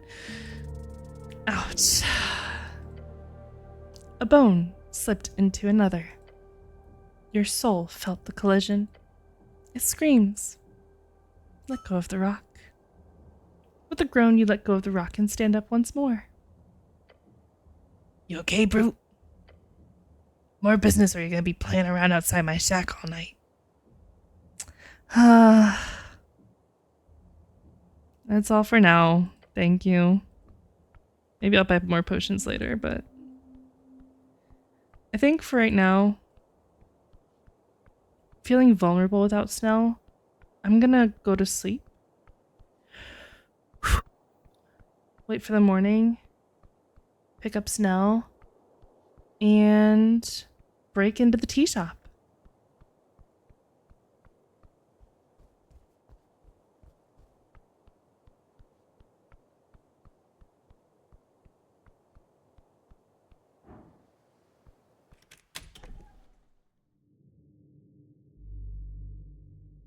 Guard tower. Books. You look over a thick pile of documents, each adorned with the symbol of a fish. Official city documents could contain useful information. Do you see the size of this pile? It'd take hours to go through it all. Top secret documents archived by city clerics over many years. You have the right to look over it. The documents are not very organized. However, as your eyes glance over titles, reports, and statements made over decades, you do find a few that catch your attention. Sweeping your gaze over the pile, you immediately stop at a bill of sales. A sale by the city to the Ascani Reeds Trading Company. Just lifting the ledgers one by one gives you a strong feeling of not wanting to do this right now. Go quest instead. The older files focus on the oldest. That's where you'll find interesting perspectives. Obviously, just look for any mention of the tea shop. However, be careful. Each attempt to analyze a document will take time out of your day.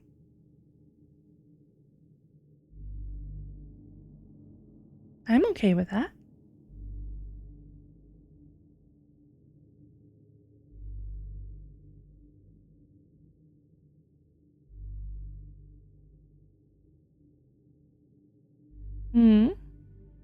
Tea shop. It's a single page going over the official statement regarding the tea shop incident on the 21st of March. You spend 30 minutes looking through the report. There's some interesting details here, mostly things you've heard before.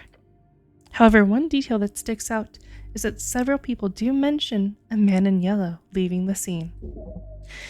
That most likely is not your culprit. However, if this person is avoiding authorities, then he could know something relevant, and I do think that man is Viskin.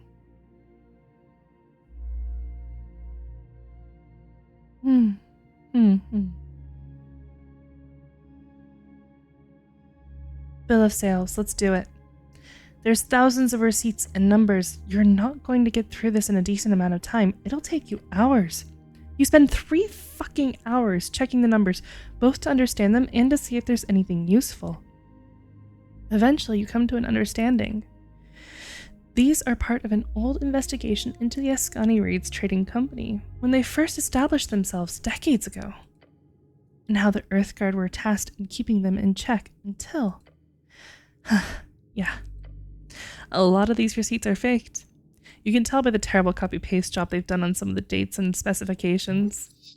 They're not even attempting to hide it. I smell bribes.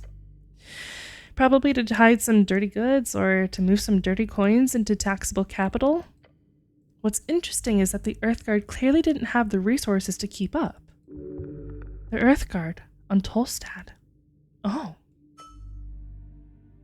Wouldn't it be surprising if the funding of the Earthguard on Tolstad was directly connected to this one investigation?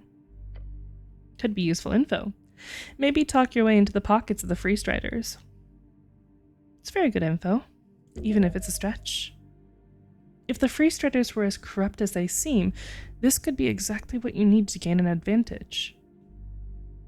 Alright, I want to get some sleep tonight though, so I'll read more on a later date probably.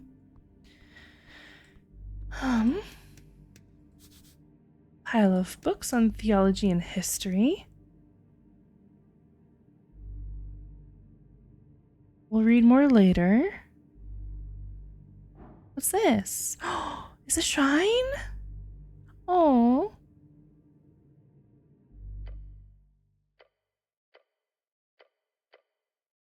Tranquility. Contemplate the Sphinx's riddle. An ancient creature who guards a door to nothing. She does this for fun. You are not the first to complete it. If you do, it will unveil something great. But the answer is not in dialogue. You will have to cast magic to show your prowess. Yeah, I had a feeling. Missing Paladin. He was last seen here on Tolstad. Many know of him. If you find him, you will surely be rewarded.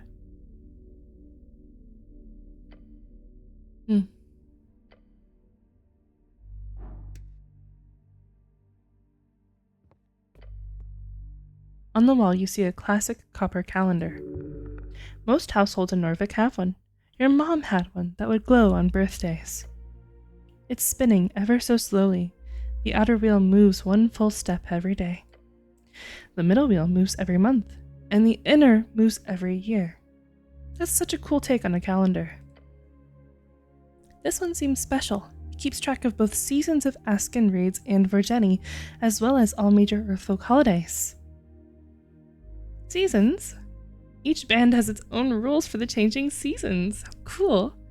On the specific days, the weather is supposed to change drastically and immediately, but you have not experienced such a switch in your lifetime.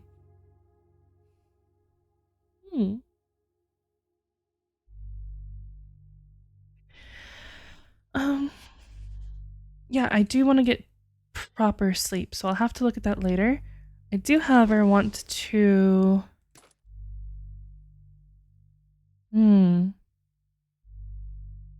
Okay. Hey. Understood. Let's get some sleep. There it goes. The first day on the job. Before you lies a bedroll.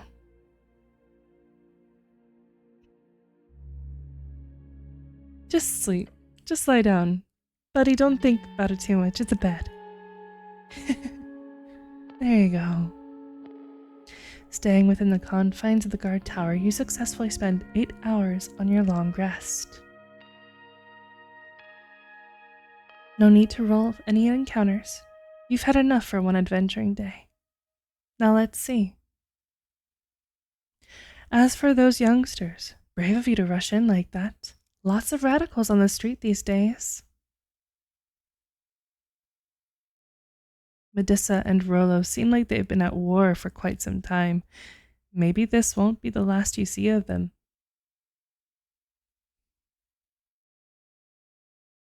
And sorry about letting you stumble into the city below. I'm just surprised you made it out alive. But now it's time to deal with the main quest. The tea shop awaits. I went in the city below? I have no memory.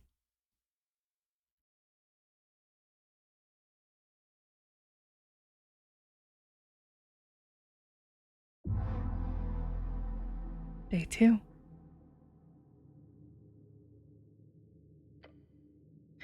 Your muscles strain as the second day begins. Today, you need to gather more evidence.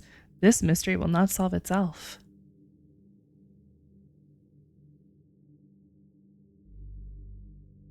I have the weirdest dreams.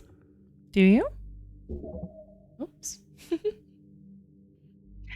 The stress of a new job. Get yourself together. New city, new tower, new bedroll, new-ish. You'll be a little scatterbrained. It is what it is. Some say dreams are the mortal mind's way of receiving divinations. But that's bullshit. Just don't think about it, okay? Alright, let's start our day. And also, let's end our stream. Thank you so much for being here tonight, guys. I hope you had fun watching me get scared multiple times tonight. Only sometimes by an assassin, and other times just by the occurrence of me thinking.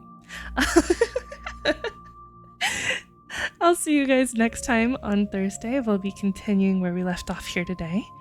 And yeah, I hope you guys have a good night. See you next time.